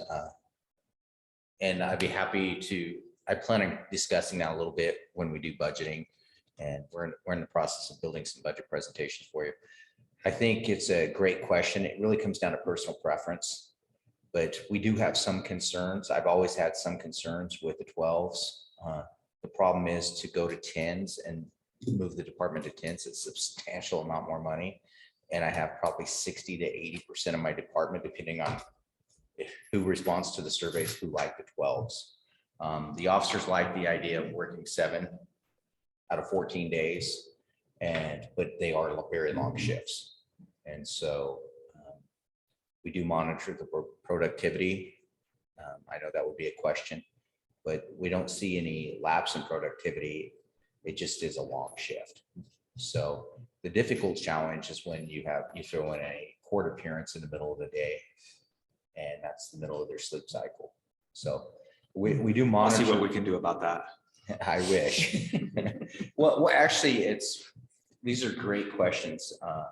During COVID, they opened up the portals for online court, and it allowed the officer to attend court right from their residence rather than have to get dressed, put a uniform on, and go down to the courthouse, which all takes time. So that worked really well. We don't believe the courts are going to continue with that. We believe that they're, for whatever reasons they have, which some are good reasons, they're going to go back to in-person court. So it was a great benefit to us, but it doesn't matter to them. So, but those are really great questions. All right, thank you. Thank you. Any other questions? Mr. Mayor, I had a question for Director Schmidt. It was just more of a question from a constituent that I had, and it was more the timing of the composting bins that Republic Storage. They've signed up. They're just anxious to, now that it's springtime and spring cleanups and things like that, to get those composting. I just was curious about the timing of when those would be delivered. That is a great, Mayor. Councilmember Jacobs, that's a great question, and I'm going to defer that to Lisa, sorry. since she is in charge of that, yes. Sorry. So, thank you, Mr. Mayor, Councilmember Jacobs. We do expect those deliveries to start in April. Some of them could flow into May. That was a big part of getting that portal open through February and in part of March, was so they could get a count. They could get a quantity to order. But we do expect those to begin rolling out. Anybody who signed up for either a change in cart size or a composting cart will receive a postcard from Republic Services letting them know, hey, your cart's on its way. So. And then do they just drop that off at their home? Is that how that works? Correct. It will be delivered to the home. So we're hopeful those will start rolling out next week. Awesome. Yeah. Sorry, Colin. Thank you. Before you return to your seat, Mr. Schmidt, may I ask a question? I continue to be asked from constituents about the fiber optic contractor that's working throughout our city, and a perception that there's disregard for homeowner property, and that job sites are being left in disrepair or ill repair after the conclusion of the job, and no real methodology to reach out and communicate to someone about that in a responsive way. Do we have a hotline, or is there a mechanism where homeowners can reach out to voice those complaints? Mayor, Councilmember Page, there is a mechanism in place. It was put in place by, I'm assuming you're speaking of TDS, who's currently working within the city. They have a hotline, and I have spoken with the folks from TDS, some of their higher executive folks. And the only way that anything can be taken care of is through them, through this hotline, the construction hotline. They will put together a service number, so they have a ticket number that they can reference. They will take the concern or the complaint, and they will address that. And if not, we just need to make another phone call and address the complaint again with the same ticket number. Can we put a pin in that? I know Susanna's not here, for a blast on our social media. I know that is just a resounding comment. Sure. Perhaps we can get that number circulated. Yeah, there's we've got a spot on our website. We field these calls in groups by what part of the city they're in. I've gone through my own neighborhood, Plantation. I've heard some from Lakeland. Apparently you're hearing them from Lakeland. One thing that's important to understand is they are operating under a franchise issued by the state of Idaho in accordance with the authority of the FCC. They're working within the ACHD right-of-way, and the city has no regulatory jurisdiction over the operation there. And it's just, if people are wondering, which I can't tell you how many calls Susanna and I have had, but there's a presumption that why isn't the city doing something about this? And we make the same kinds of contacts that Colin just explained, but it's important for people to know, and it's on our website, this information, but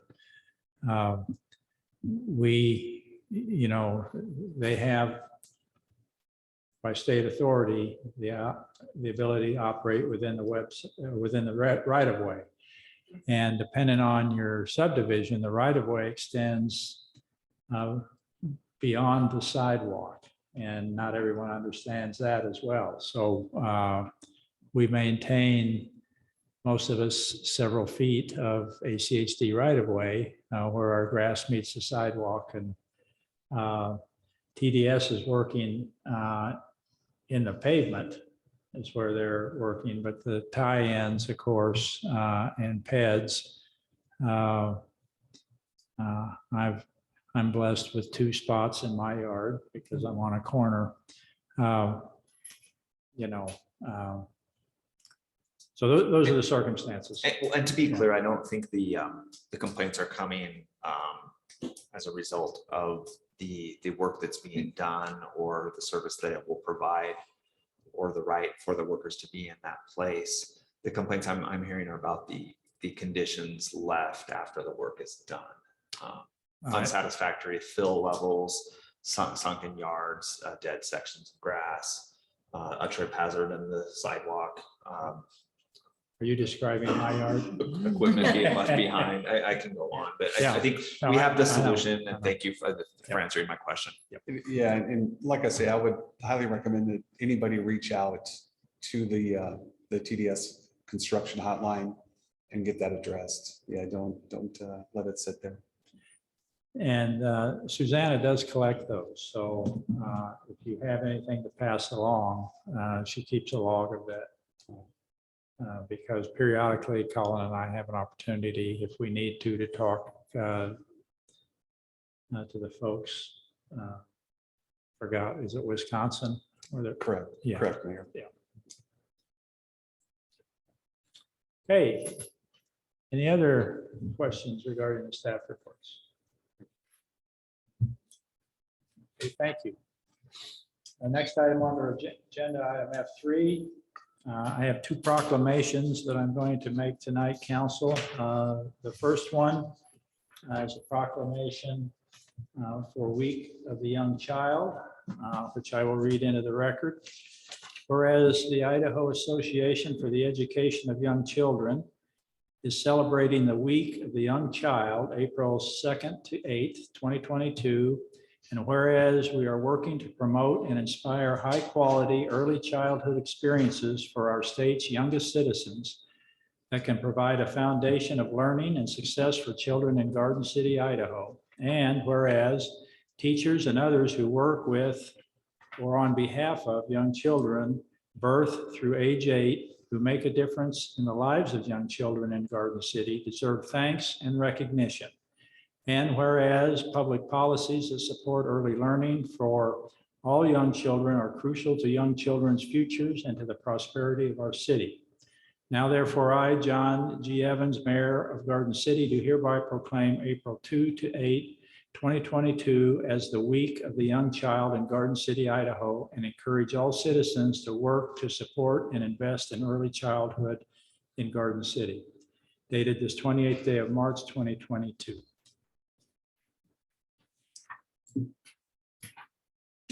Second proclamation I have, item F4, is a Sexual Awareness Assault Month and Denim Day proclamation. Whereas the United States government has declared April as Sexual Assault Awareness Month, and the Women's and Children's Alliance has declared April 27th, 22 as Denim Day. And whereas both events are intended to draw attention to the fact that rape and sexual assault remain a serious issue in our society. And whereas Sexual Assault Awareness Month and Denim Day were also instituted to call attention to misconceptions and misinformation about rape and sexual assault, and the problem that many in society remain disturbingly uninformed with respect to issues of assault and forcible rape. And whereas with proper education on the matter, there is compelling evidence that we can successfully reduce incidents of this alarming and psychologically damaging crime. And whereas the City of Garden City is an important partner in the Women's and Children's Alliance efforts to educate our community about the true impact of rape and sexual assault. Now therefore I, John Evans, Mayor of Garden City, Idaho, do hereby proclaim April 27th as Denim Day for Sexual Assault Awareness Month in the City of Garden City, and encourage all citizens to speak out against sexual assault and support local efforts to provide help and healing to victims of these crimes. Dated this 28th day of March, 2022. Can we get a picture, Dara? Okay. Also, the 27th, if you're around the city, all city staff will be authorized to wear denims on the 27th of April. That's a Wednesday, if I remember. Yes. We're just going to get a photo.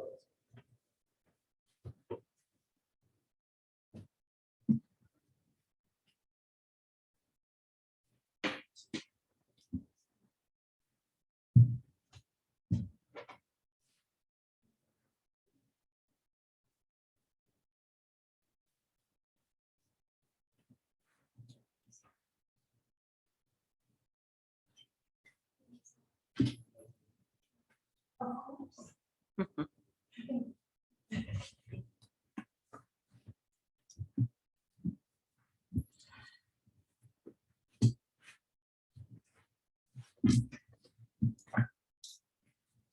good. We'll move now to item G1. This is a public hearing for SUB FY 2021-9. This is a preliminary and final plat subdivision process as a planned unit development. Are you Julie Miller? Okay, Julie, you could make your way up here and we'll let you present your project. Council, is there anyone that needs to declare a conflict? Okay, seeing none, the applicant will present their project to the council. We have the packet, of course, that we've been provided with. After the applicant makes their presentation, we'll hear from our staff.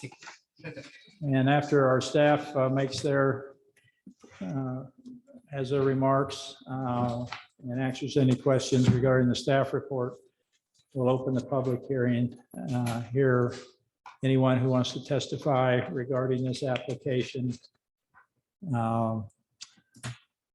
After any testimony, well, the applicant will have an opportunity to close the discussion, and I'll close the hearing and we'll put it in the hands of the council at that time. So whenever you're ready, the floor is yours.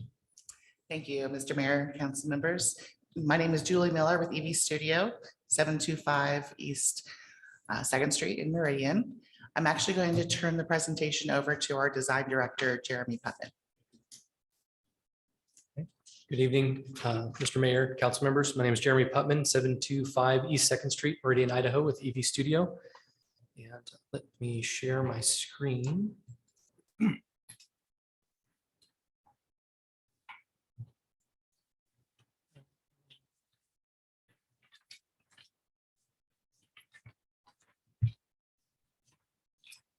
As was indicated, this is a preliminary and final plat and plan unit development application for 20 townhome style units on 43rd Street. There will be a total of 21 properties. Each townhome unit will be on its own parcel, and then there will be a common drive and common parking area at the northwest end of the parcel. We have worked extensively with the design review committee and also the planning commission to ensure that the landscaping and the civil design will be according to Garden City zoning code and also according to applicable, building codes with the construction document preparation that we are going through and moving towards to apply for the building permit. These townhomes are a mix of unit types that are designed to appeal to a diversity of residents to draw here to Garden City. Some of these units will be sold, some will be held as rentals, but a lot of these are designed to help persons maybe just entering into the home ownership market to be able to do that, or maybe the young professional who has an active lifestyle and could take advantage of the green belt and outdoor opportunities that Garden City does provide, with close connection to businesses here in Garden City and also in downtown Boise. The unit types that we have in this development are 3-bedroom, 3-bath, and a mix of 2-bedroom, 2-bath type units. The units will range from 1,300 square feet to 1,400 square feet in size. All of them are going to be 3-story. The main level would be a garage with some have an additional bedroom. Others is kind of a bonus room. Others still yet are kind of like the work from home office unit for that professional that would still be utilizing that. Many of these units have oversized or extra space in the garages for storage of things like bicycles, kayaks that would be utilized in this community or in areas nearby, just as a means to provide them a little bit of opportunity to store their equipment. And then I think, yeah, that's it. I'm going to pause sharing that screen a moment and share some of the renderings.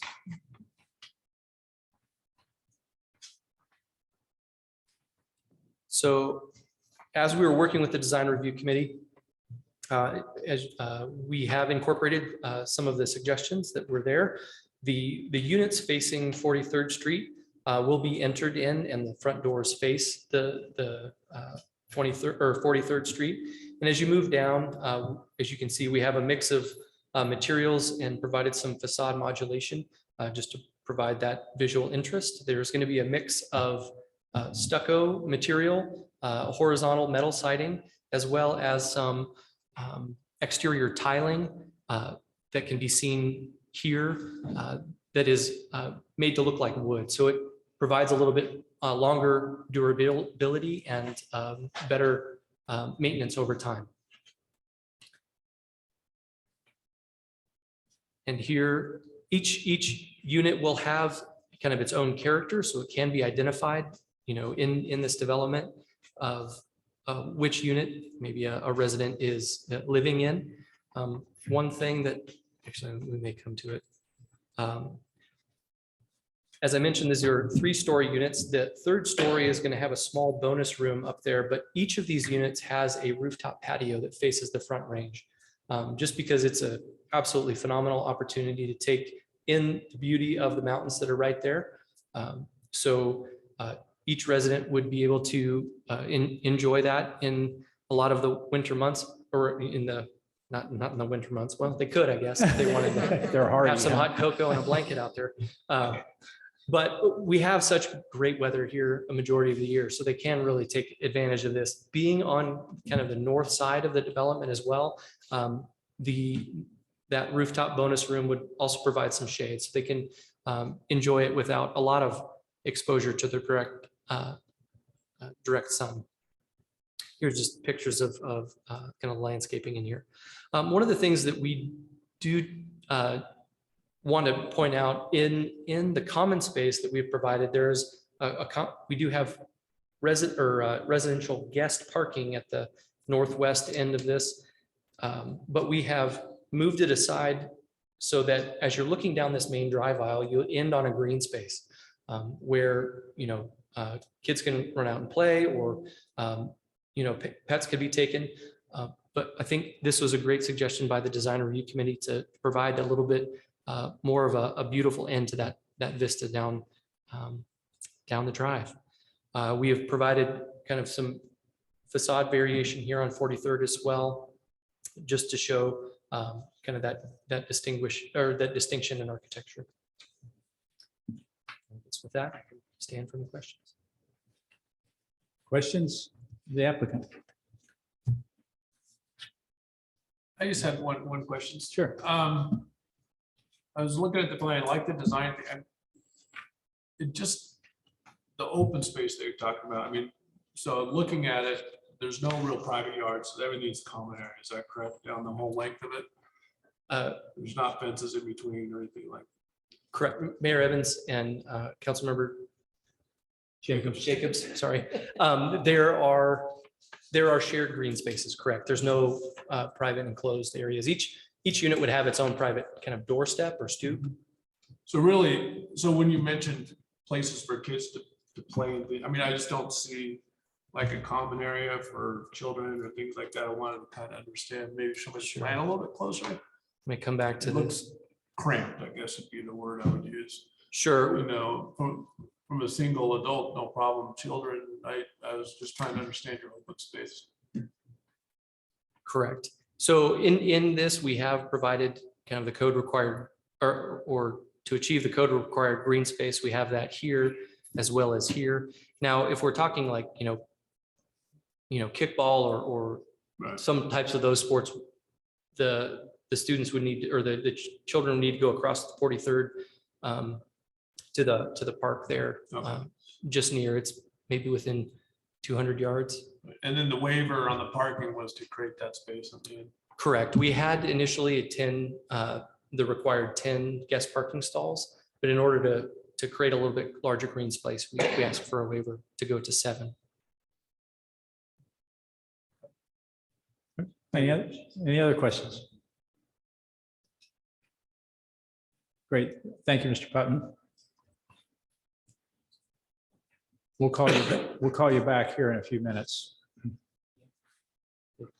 Good evening again, Mayor and Council. As typical, by the time you get to me, a lot of what's been covered both by the mayor's introduction of the project as well as the applicant's presentation of their project. I'll just try to fill in some of the blanks for the record that are in the record, but verbally fill those in. As already noted, this is a planned unit development, which does allow for waivers. We just discussed one of the waivers being requested from 10 guest parking spaces to 7. There are 3 additional waivers that are being requested. One of which is setbacks. Another is more than 4 units on a common driveway. And then the third is for the perimeter landscaping. Code requires that there be trees at every 15 feet along the perimeter landscaping. But there is an easement as well as the drainage that is intended to be located here. The application does propose having privacy landscaping, but it does request a waiver for trees due to the drainage and what the roots could do within that drainage.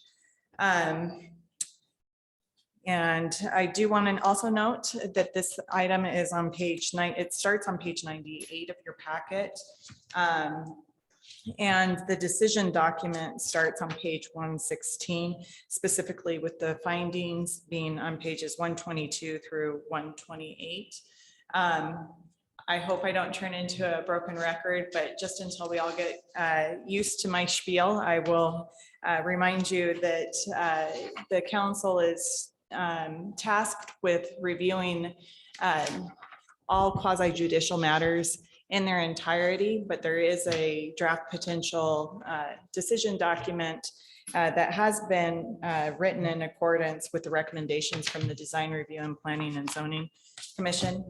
Certainly you may find different findings than what they have found, but if you do find different findings, please do provide quite a bit of reasoning for the record so that we can make sure that it finds its way in there. And the council can sustain the recommendations, modify the recommendations, or reject the recommendations.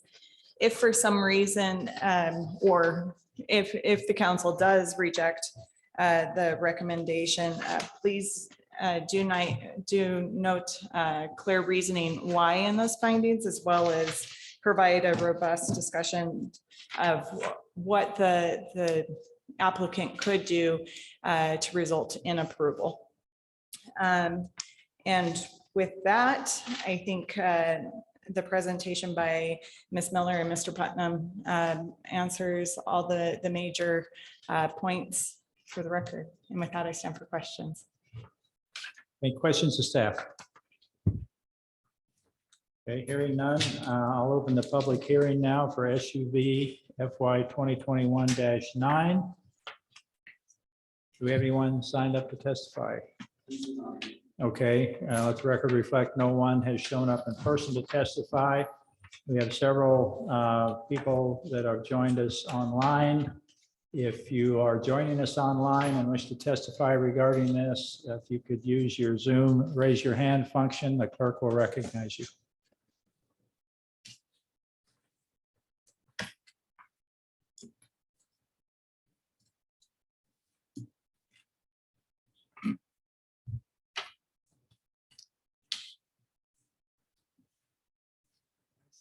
I see one that says iPhone down there. That's actually the Oh, mouse. oh, so sorry. Just a little confusion. Okay, in the all symbol. right. Yeah. Okay, let the record reflect that none of our online participants have indicated an interest in testifying regarding this application. With that, Mr. Putman, do you have any closing remarks? Okay, no closing remarks from the applicant. So we will close the public hearing and I'll turn it to the council for deliberation and action. Mr. Mayor, Yes. I'll wade in on this. First of all, I want to thank you both for bringing this development to the city and for the opportunity. It's always a pleasure to see local developers come in and take interest in developing in Garden City.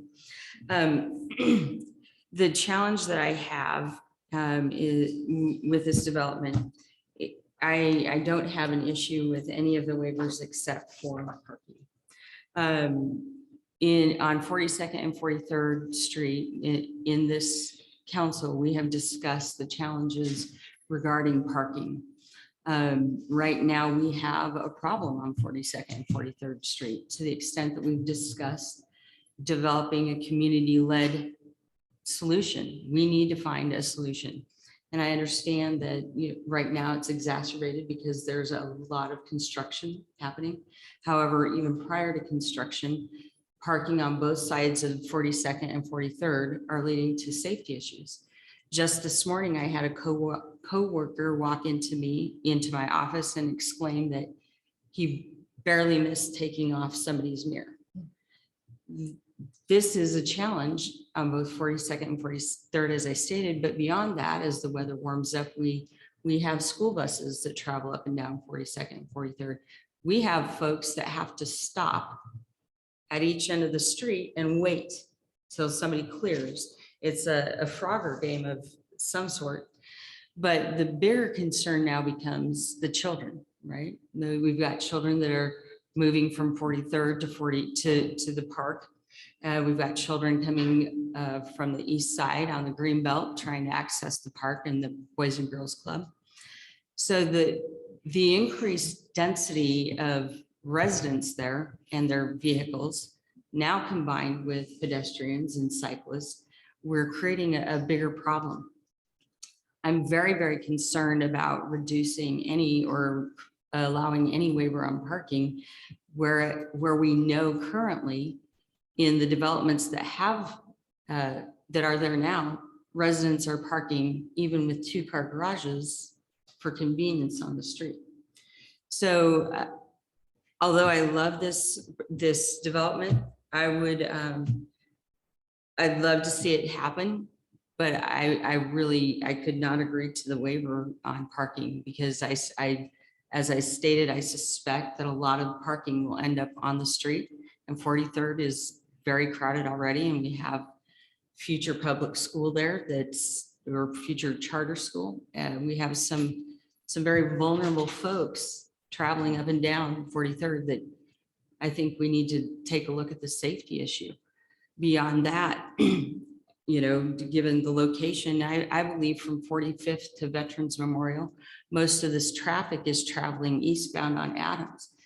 We're creating a traffic challenge at Adams and Veterans Memorial. I mentioned earlier that people are peeling off and using Osage as a valve to relieve that backed up traffic on Adams. So overall consideration, love to see this happen. And my opinion at this point would be I would approve it as long as we could get the compliance to the parking. Thank you. So to clarify your comment, if you go to page 138 in the packet, is that what? I'm actually on page 109 and I'm looking at. No, I'm talking about a rendering that shows the pre-design review change on the parking. Page number, Mr. Mayor? 138. Yeah. So design review had recommended that the view down, let Jenna find some of that. When you look down between the units from 43rd, that you don't look at parked cars at the end, and that costs 3 parking spaces to make that correction. And Correct. Mr. Mayor, I appreciate the attention to the aesthetic, Mhm. but in this instance, I would almost give up that green space Right. in allowance to the park being adjacent. Right, I'm understanding. I just wanted to give a visual to others so that, I apologize. no, don't apologize. No, because I think this shows, Jen is still looking for it. It's loading. Oh, it's loading. Because I will take the liberty of, if I need to, recalling the applicant after we have some further discussion, because others of you may agree or disagree that you can talk about it in a minute. I just wanted to get. Mr. Mayor. Yes. If I may just pose a question to my colleague, Councilmember Jorgensen. I do hear your concern, and that's been a concern that's not new to the council or not new to this dais. In light of your concern, would you entertain revocation of a waiver of the green space requirement in order to be compliant with the parking, noting, and we would note publicly that a park is proximate? Council President, yes. The answer to your question is yes. Councilmember Jacobs, do you have a thought about that? So I want to clarify, the park is where? Is it? Yeah, well, Jen is going to come up and we'll get an understanding. We're talking about the park, the Boys and Girls Club. The Pam Beaumont Park. The Pam Beaumont. Okay. Okay. And And, which park is? and there's access through the school property, Right. right directly to the park. Okay. Off. I'm visually, I'd love to see where that is on the Yeah. map. Just so I can articulate.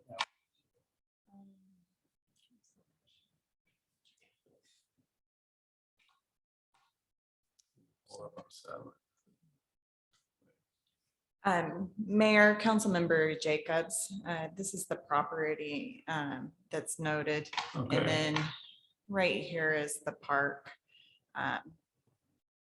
that's being referenced. So is that a block? Jenna, would you move to the satellite view on that if you could?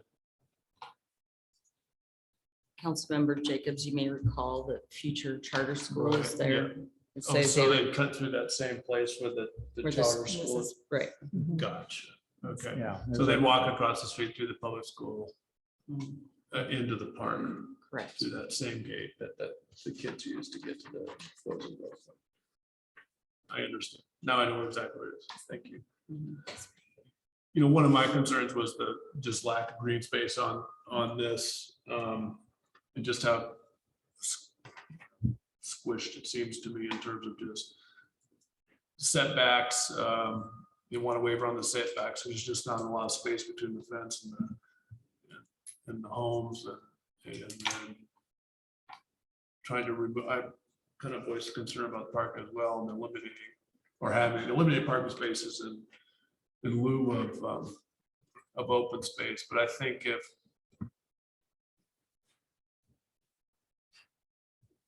that park being so close, and it is nice, it is a nice park, that's a large park, it has a play, you know, I think the kids would utilize it. I would agree.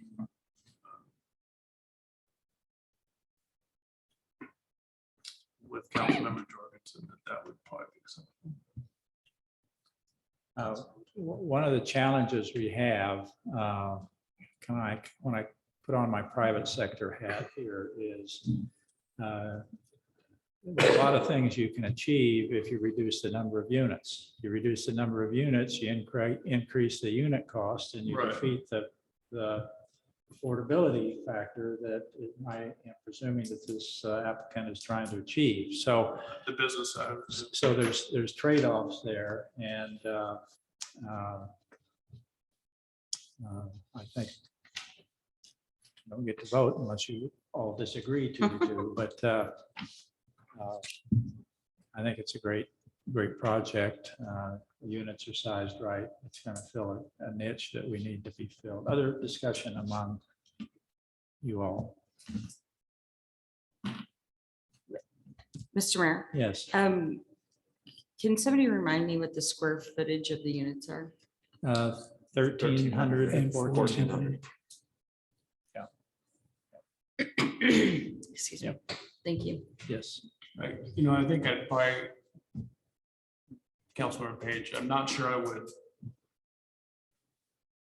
Parking is an issue, but I don't know if I need to just noodle over it for a minute, whether I would approve or deny the project just based on that. You have the option to modify the conditions. So you have the power, if you so choose, to approve the project and require and deny the waiver, but otherwise approve the project, deny the parking waiver. And you'd have to add a waiver, I think, is what Councilmember Page brought up regarding the open space. Gotcha. Okay, so you kind of switch it back more to be more consistent with the application, as I understand it, that was originally submitted to design review. Or planning and zoning, was design review. Design review. Design review. Yeah, so you have an opportunity to approve the project either way.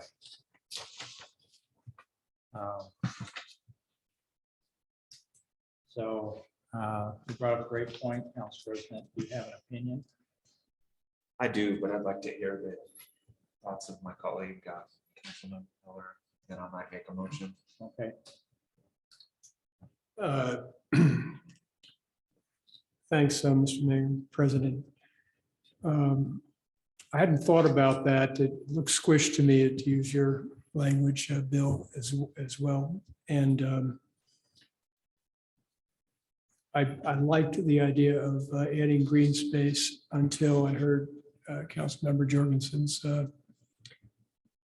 explanation of her reticence on this.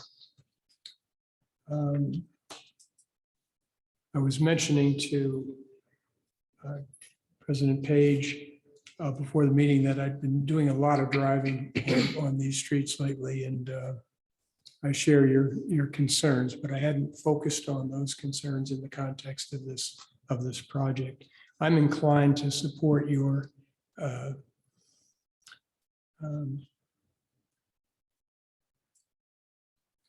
compromises is the wrong word, your preference to go back to the original design on this at the expense of the green space. That's where I am right now. Very well. Well, I then, Mr. Mayor, would like to move that we let me get a case number here. Jenna, will you come up? My in lawyer case we need talk. that? Okay. It's I move that we approve SUB FY 2021-0009 along with the conditions noted, replacing a waiver for parking, revoking that waiver, and granting a waiver for the green space requirement, thereby satisfying the findings and conclusions of law, Garden City Code 8-5B-5, 8-6B-2, 8-6B-7, and that we approve this project. I'll second the motion. I've got a motion and a second. Jen, is that sufficient detail? It is. Mayor, Okay. thank you. Very good. Thank you. Everybody understand the motion? It is complicated, I know. I apologize for the long motion. Pardon me? Yeah, just add. Absolutely. Thank you, Mr. Mayor. I do appreciate the suggestion to add green space. I fully understand that, and I'm a fan of it. So I don't want to in any way take this as a criticism of the suggestions of the folks who worked on the plan. Thank you. Okay, we have a motion and a second. Is there any further discussion on the motion? Hearing none, will clerk call the roll?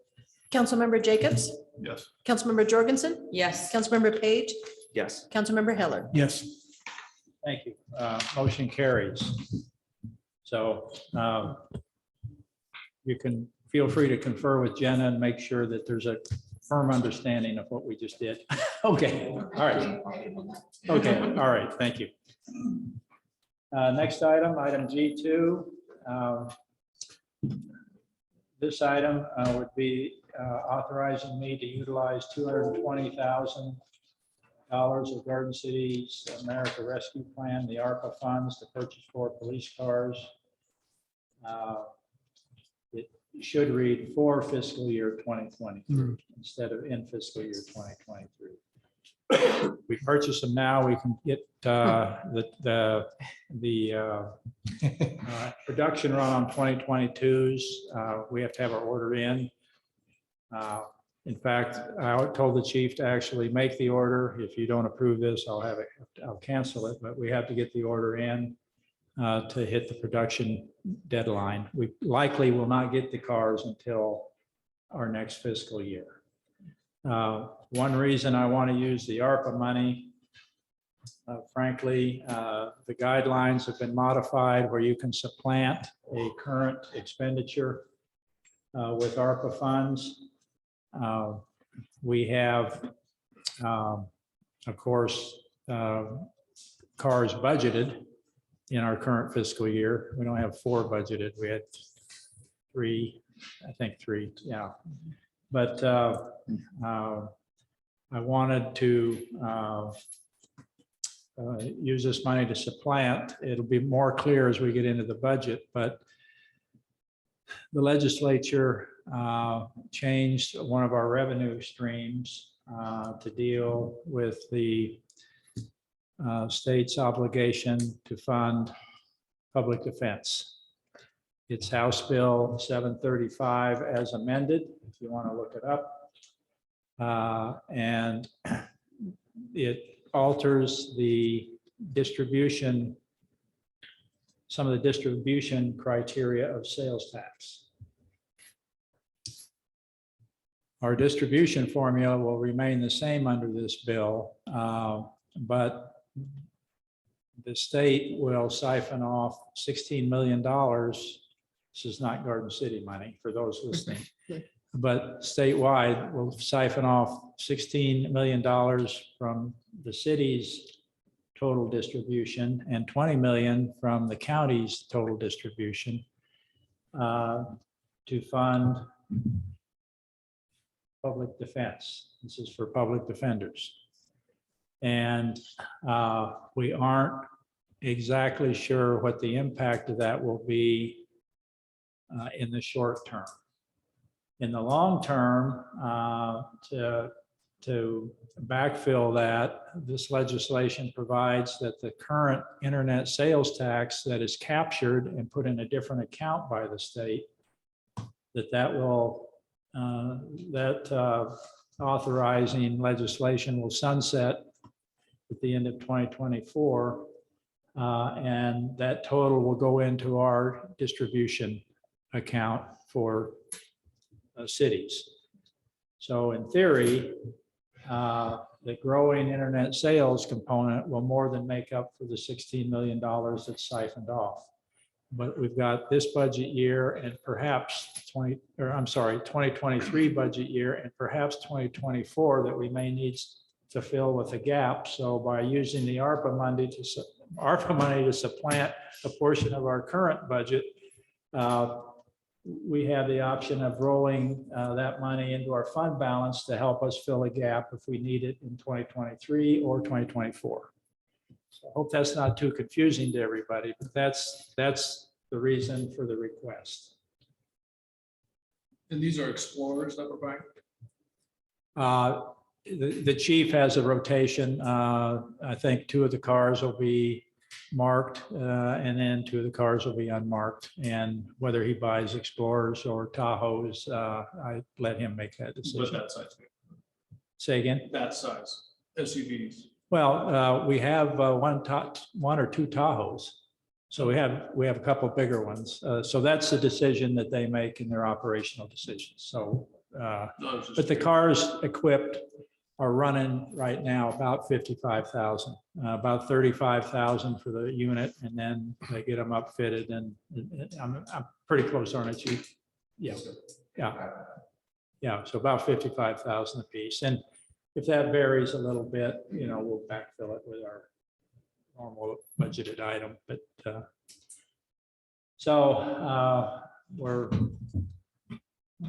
there any questions about your mayor's? Mr. Mayor, I do have a strategy? question. Yes.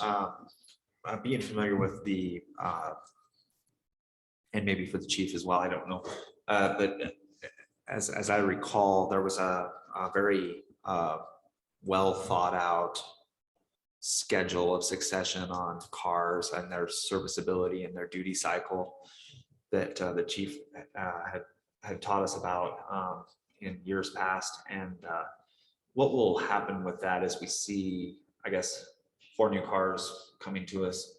I hate to use the word prematurely, but what does that do for the duty cycle of having 4 cars perhaps expiring in their duty cycle in the future at the same time without the benefit of this staggered model that you've implemented previously? Well, I'll start, but 4 cars is our routine a year. It is 4. 4 cars a year. When things have gotten really tight, there's been a time in the last few cycles where we've either gone to 3 like we did this year, or 1 year we did 2. But our typical rotation is 4 cars a year. And there's a lot of strategy about this, but we get good money for the cars we take out of service because we can sell them equipped to other departments around the state, smaller cities. We keep our cars relatively fresh. Again, we'll have them for anywhere from 7 to 9 years typically. The lifespan of the car, the lifespan of most of the equipment we put on the car and in the car, it all runs the same way. So it's been a system that's worked pretty good, but 4 is our standard. Did I miss something? Mr. Mayor, Councilmember Page. What I would tell you is the mayor kind of hit on this. We're probably not going to see those cars. We're taking 6 to 8 months to get cars in right now. So we're probably not seeing it this budget year. And I think that what the mayor's proposing is we would not buy any next year. So it would just replace the 4 we purchased. So what I can assure you is we're staying on schedule with the vehicles. Even if I just postpone the assignment of that vehicle, if we hit a certain mileage, then that's what we had discussed in the police department. I want to correct the mayor just a little bit. Lately, we've been sending the cars to auction because they're drawing way more money than what the other cities want to pay for the vehicles. So we stripped the markings off. One of the great things about when we went to the all blue car, we no longer have to sell black and white vehicles. So we removed the markings off the vehicles. Now it's just an all blue car and send it to the auction. They make great cars for teenagers. I bought 2 of them back in the 80s, and my kids drove them through high school. I love the creative thinking with the marketplace versus other departments with that market demand. Congratulations on that thought. Yep. Anyway, so the item before you is authorizing me to do what we just talked about. Mr. Mayor? Yes. I would move that we authorize you to utilize $220,000 of the Garden Cities American Rescue Plan Act funding to purchase 4 police cars in fiscal year 2023. Second. Thank you for fiscal year 2023. We may, if they came in early, we'd have to pay for them this year. If they don't, it'll be in fiscal 2023. So I just want to make that clear. Mr. Mayor, would you indulge a comment before? Well, I want to explain why I've been smiling the whole time. I just finished a publication, reading a publication about the city's promotion of itself in 1950, which was just 1 year after it was incorporated. And the one of the pages touted the police force in the city at the time, consisting of 4 officers and the mayor. And they had just purchased 2 new squad cars. And so I'm listening to the price of the squad car. The total city budget in 1950 for all the equipment owned by the city was just pocket change above $55,000. It was something like $60,000. So I was a little amused at the. Well, now I'm curious, Mr. Mayor, are you still deputized? I was never deputized, but by statute, technically, I guess you could say I'm the chief law enforcement officer, but I'm not a commissioned officer. If I stop somebody, I'm going to jail. So don't hold your breath. So thanks, Mr. You bet. I have a motion to approve. Do I have a second? Councilmember Jacobs. Oh, did he? Okay, I did. Thank you. Any further discussion on the motion? Hearing none, all in favor, say aye. Aye. Are there any opposed? Okay, we'll move on. Next item, item G3 is a public hearing, resolution 1117-22, amending the billing policy pursuant to Title 6, Chapter 3. It's on page 160. Lisa? Thank you, Mr. Mayor, members of the council. This resolution is driven by the recent change in our contract with Republic Services. The majority of the changes are to add new charges that were not available to us before. We can now charge variable rates for the different size carts. In the past, a customer could have a smaller cart, but they paid the same monthly rate because at the time we paid the same monthly rate to Republic Services. We've since modified that. There will also be the option of either a senior or veteran discount at the variable cart rate and including the composting that is also new to Garden City. Thank you. Any questions, Elisa? Great Mr. program. Yes, go ahead. I do have a question. Since we are considering this amendment and given the economic environment we're in, what cycle do we consider utility and sewage rate increases and or should we? I asked the question, not that I am looking to raise anybody's taxes, but all costs have gone up, all costs. And Right. so It's I a can't separate- imagine we could absorb that. It's a separate discussion that'll be part of our budget presentation, and we'll start those here in June. Thank you. Yep.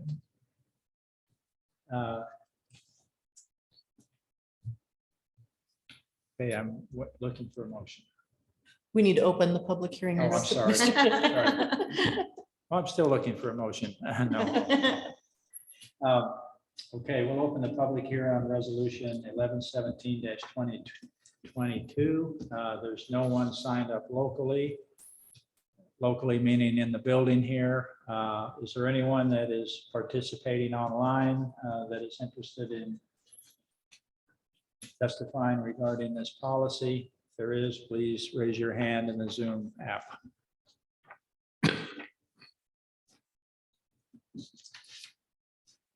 Okay, seeing none. Let the record reflect that none of our online participants have indicated an interest in testifying. With that, I'll close the public hearing on resolution 1117-2022. What's the pleasure of the council? Mr. Mayor. Yes. I move that we adopt resolution number 1117-22, a resolution amending the billing policy of the city of Garden City pursuant to Title 6, Chapter 3 of the Municipal Code, increasing or aiding certain utility fees and providing for an effective date. Second. Got a motion and a second. Is there further discussion on the motion? Hearing none, the clerk call the roll. Councilmember Jorgensen. Yes. Councilmember Page. Yes. Councilmember Heller. Yes. Councilmember Jacobs. Yes. Thank you. Next item on the agenda is item G4. This is a second reading of ordinance 1023-22. Whoever makes the motion on this, please indicate by title only, or we'll be here for a while. Mr. Mayor, Yes, I would move that we adopt No. or we're going to instruct the clerk to read by title only. read the ordinance by title only. Mr. Mayor, I would request that we instruct the clerk to read the second reading of ordinance 1023-22 by title only. Got a motion and a second. Is there further discussion? Hearing none, will clerk call the roll? Councilmember Page, Yes. Councilmember Heller, Yes. Councilmember Jacobs, Yes. Councilmember Jorgensen. Yes, Second reading ordinance 1023-22, and ordinance of the city of Garden City, a municipal corporation of the state of Idaho, amending Garden City Code Title IV, Public Health and Safety, Chapter 14, Stormwater Management and Discharge Control, Section 2, Purpose and Intent, Section 3, Definitions, Section 5, Discharge of Pollutants, Section 6, Compliance with BPMS, Section 7, Notification of Spills, Section 9, Illicit Connections, Section 10, Reduction of Pollutants in Stormwater, Section 11, Parking Lots and Similar Structures, Section 12, Outdoor Storage Areas, Commercial and Industrial Facilities, Section 13, Construction Sites, Section 14, New Development and Redevelopment, and Section 16, Authority to Inspect by amending the language to include protection for waters of the state or U.S. in storm drain regulation provisions, providing severability, repealing conflicting city code provisions, approving a summary of the ordinance, and providing an effective date. Thank you. That concludes the public portion of our council meeting tonight. We do need to move into executive session for an update on our discussions regarding the Ada County Highway District lawsuit. Lawsuits, I think I should say. After which we will adjourn. I'm sorry. Yeah, after which we will adjourn. Yeah, we don't need to reconvene. Mr. Mayor. Yes. I move that we go into executive session in accordance with Idaho Code subsection 72-206-1F to communicate with legal counsel for the public agency to discuss legal ramifications and legal options for pending litigation or controversies not yet being litigated, but imminently likely to be litigated, after which the regular city council meeting will adjourn without a decision. I would second it. Got a motion and a second. Any discussion? Hearing none, will clerk call the roll? Councilmember Heller, Yes. Councilmember Jacobs, Yes. Councilmember Jorgensen, Yes. Councilmember Page. Yes. Great, thank you. And good evening to those of you that have joined us online.